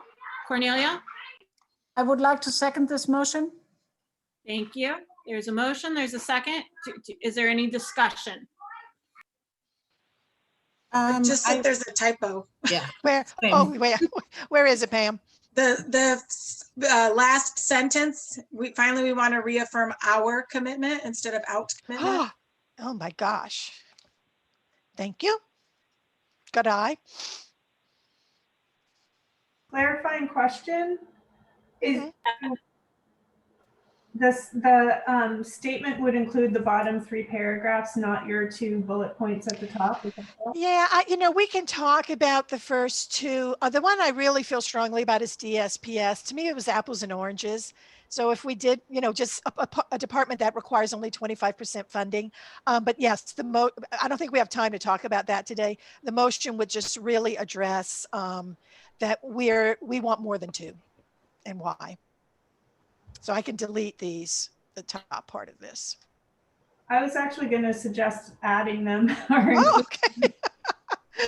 I'm sorry, I'm a little time freaked out here, so I don't mean to rush everybody. That so based on, and this is speculation, obviously, I don't know what was in people's heads, but it seems that based specifically on how low the student health and wellness position got ranked, that might have had something to do with our knowledge that it was possibly going to be reclassified. So I'm not sure if we were all sort of ranking based on the same criteria of ignoring that information and including them all. So yeah, I'd love to know what other people think about that. And can I just add, guys, out of these 2 bulleted items at the top, the first one is by far the more black and white issue, as opposed to the second one, which needs, I think, a considerable amount of due process. Robbie? There are lots of reasons why one might say we should ignore this or that, or we should pay extra attention to this or that or that. I wonder if such a statement might be stronger if we just be more vague and say we affirm that we want more than 2 positions regardless of consequences. Or maybe we don't want to bring that part up. I don't know, but maybe just less detail might be better.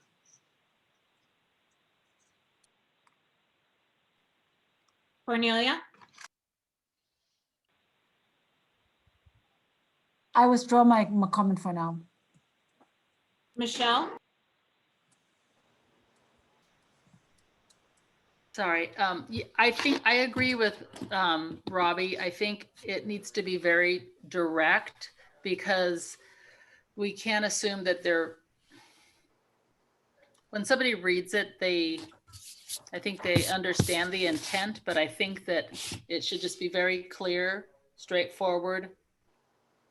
This is what we want. So in the interest of time, I'd like to ask Pamela clarification about the hiring timeline. We could take this concept and rework it. This is strictly something I wanted to put out there for discussion. So we could do that. Pamela, do we have time to bring this, to have another Senate meeting to discuss this? Or do we need to get it settled today? Can I jump in really quick? Yeah, Ray, I think so. Yeah.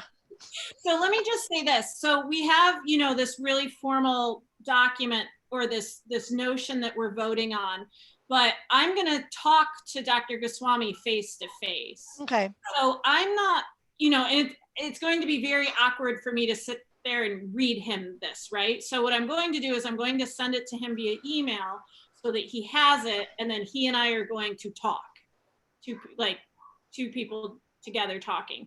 So, you know, I can, not only in the interest of time, but just to say like how this is going to look between he and I, you know, I don't know that we want to sit here and wordsmith this and change this a whole bunch when it's probably going to be my discussion with him that weighs more than this exact statement, right? I don't know. This indicates, Ray, that the Senate is behind you as you make these arguments. That's right. This is not just Ray making these arguments. This is the entire Senate. That's right.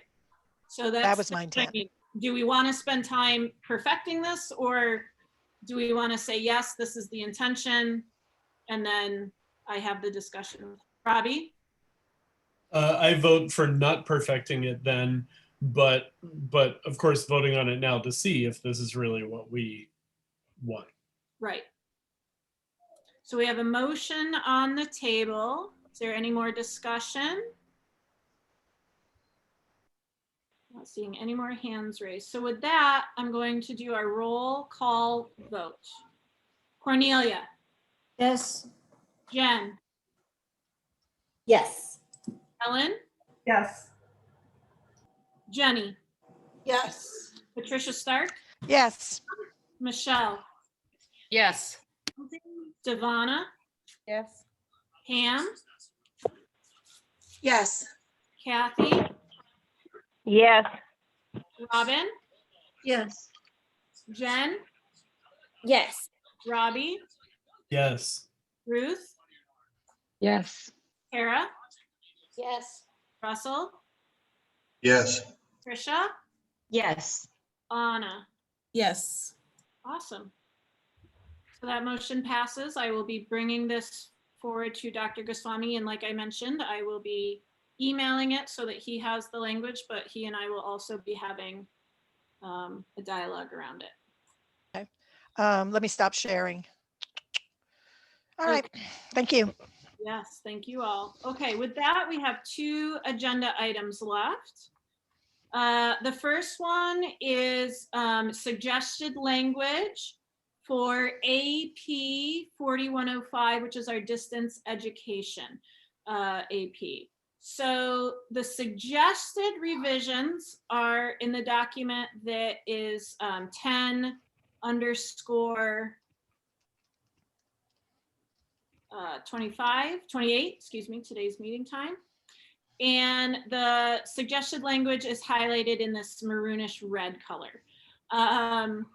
The original AP is there. So after if the Senate endorses these changes, Patricia and I will be bringing this forward to BPAP, and then it will go through our shared governance process. So even though the Senate is reviewing these changes, there's a shared governance process to get these implemented. So with that, I'll open it up for discussion. Trisha? Me unmute myself.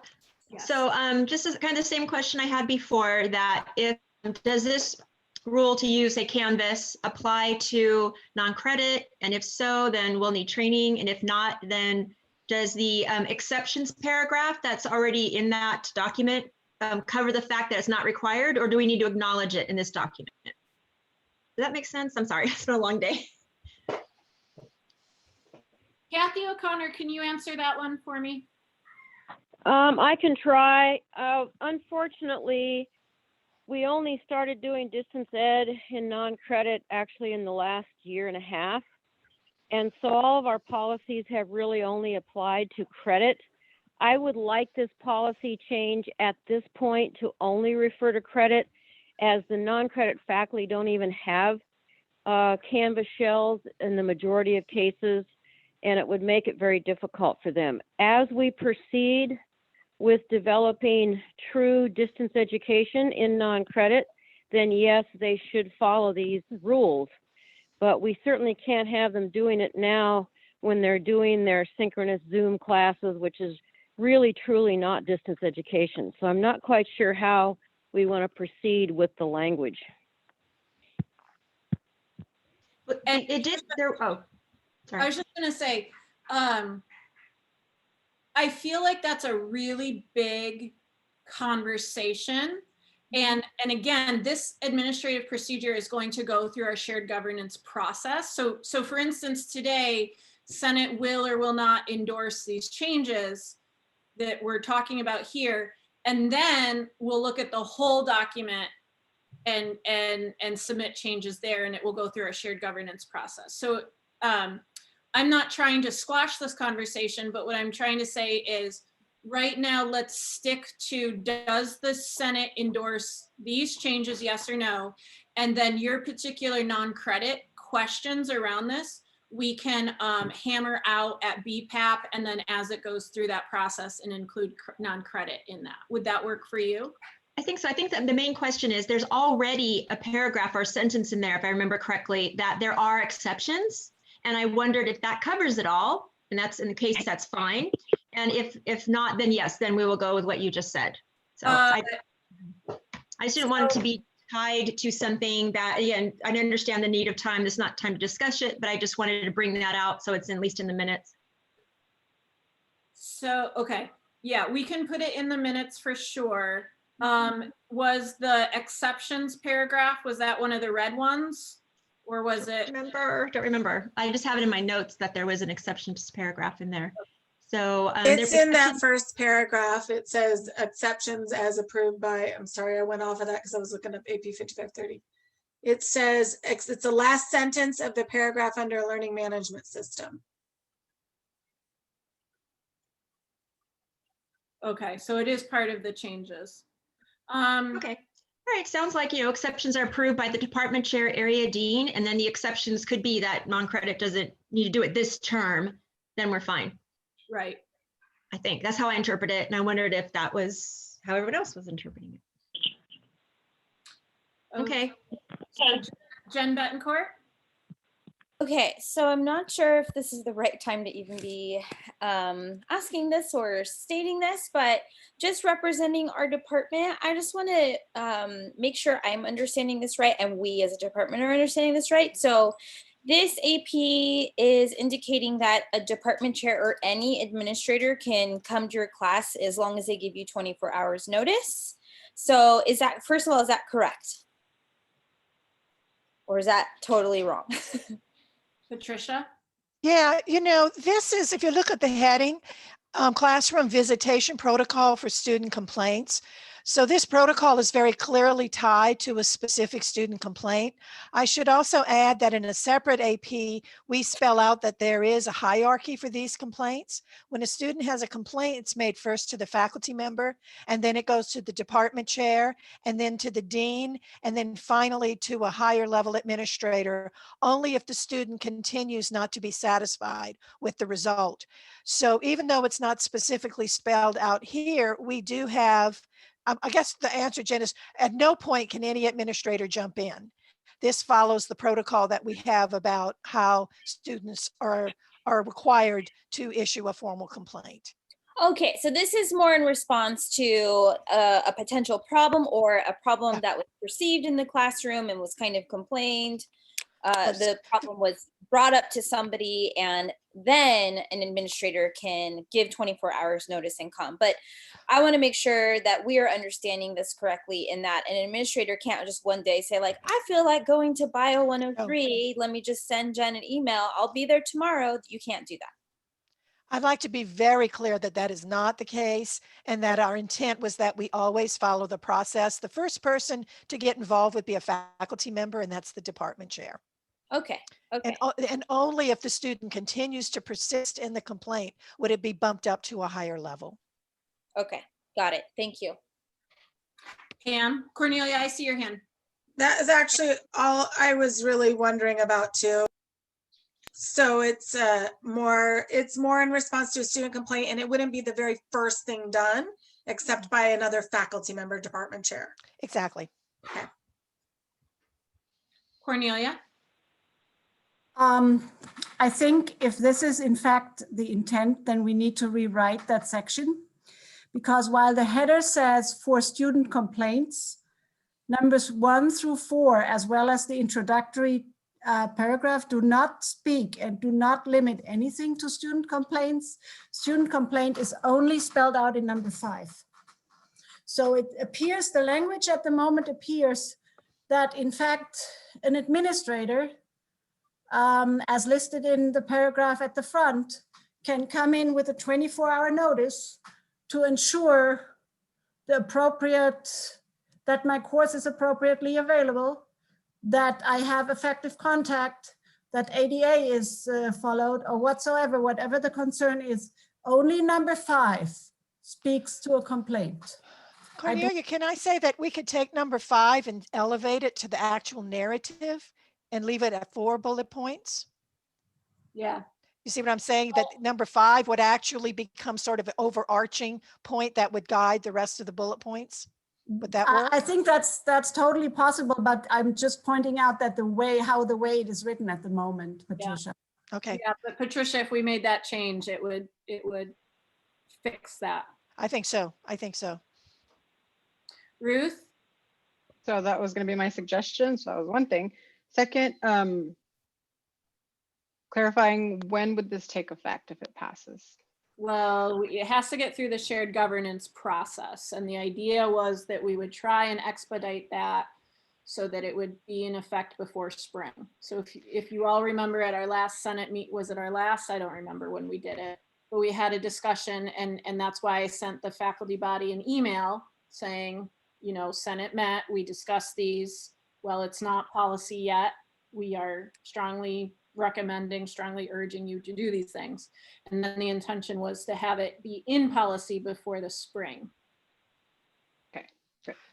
So Ray, if you're okay with this, I can revise the language to reflect what we just talked about with item number 5. I'd like to bring this to BPAP on Friday if the Senate would give us the go ahead. And then of course, remember that after BPAP takes a look at it for other things, it would go out back to the Senate for shared governance. But the timeline barely works if we can get this to BPAP soon. Yep. So I know this feels rushed, folks, but if we want that spring 2021 implementation and we want a full airing of this during November, we really do need to at least approve this in concept so we could get it over to BPAP, which meets in 2 days.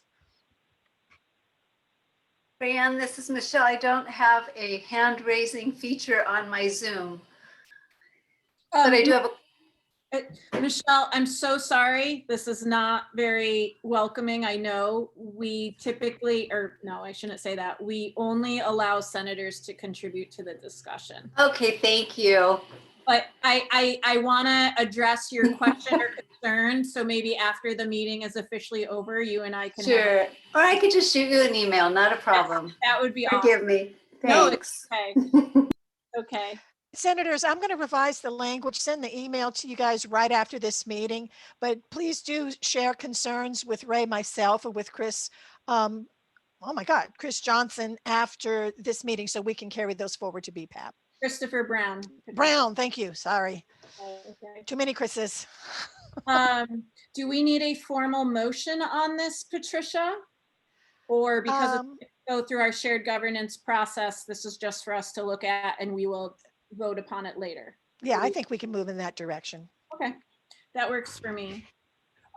Senators, I have a question for you. The time is now 5:24. We opted, what did we do? Not elect, we voted, there we go, to extend our meeting by 30 minutes.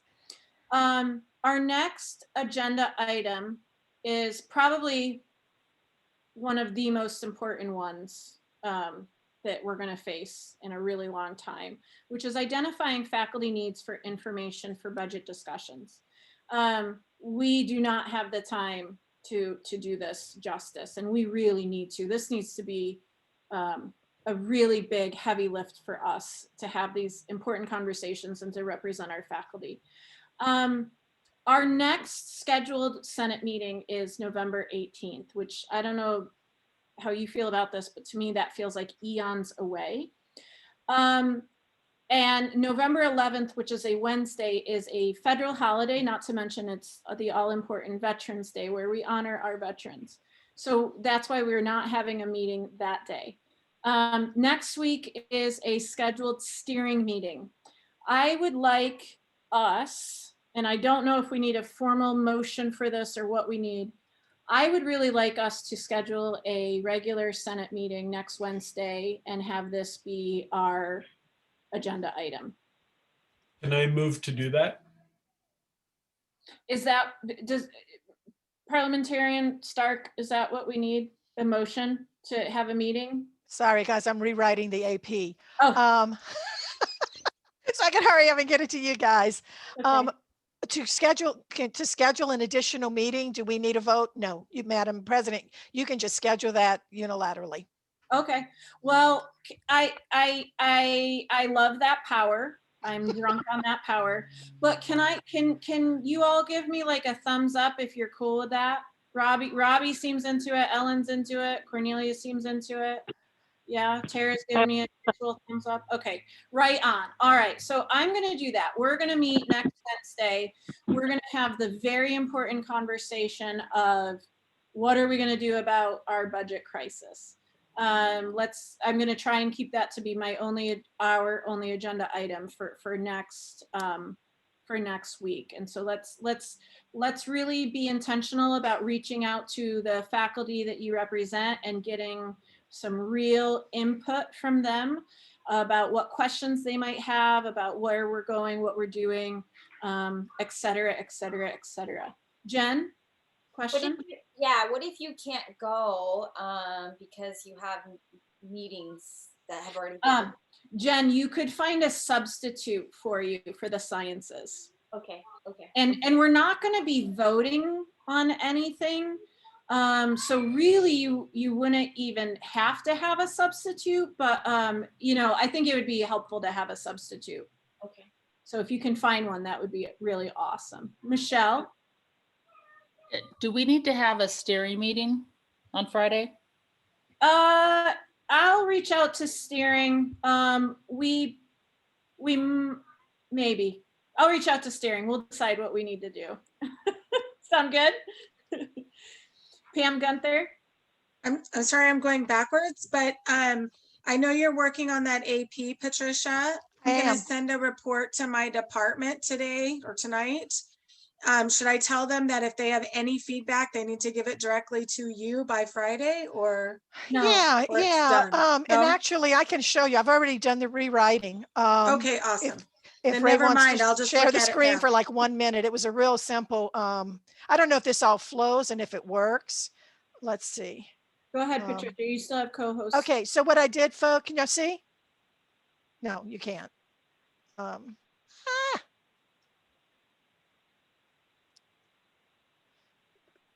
y'all see what's on my screen? Classroom visitation protocol? No. No, you're All not right. sharing. Sorry. Michelle's face keeps showing up on my screen instead of what I want. Okay, here we go. All right, so this is very quickly done, but what I did is I removed the 5th bullet item and actually made it the first paragraph of this. And this spells out AP 5530, which is the actual complaint procedure. And then we pick up with what was written before. I'd like a few minutes just to make sure it flows, fine tune it, and then I can share it all with you guys. But remember, you will have a second opportunity to provide feedback. It's just if you got major concerns, we would like to know about that on Friday when we talk about it at BPAP. And yeah, let them know, let them contact me because Ray has to be absent from that meeting because of a family issue. What was number 4?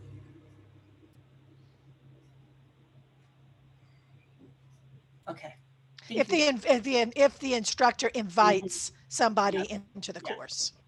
Patricia, that's not, that updated version is not in our agenda. Is it possible you could email that? Yeah, I will. To me or so? Okay, thank you. I'll send it to all of you guys. Okay, thank you. Would you accept a friendly addition?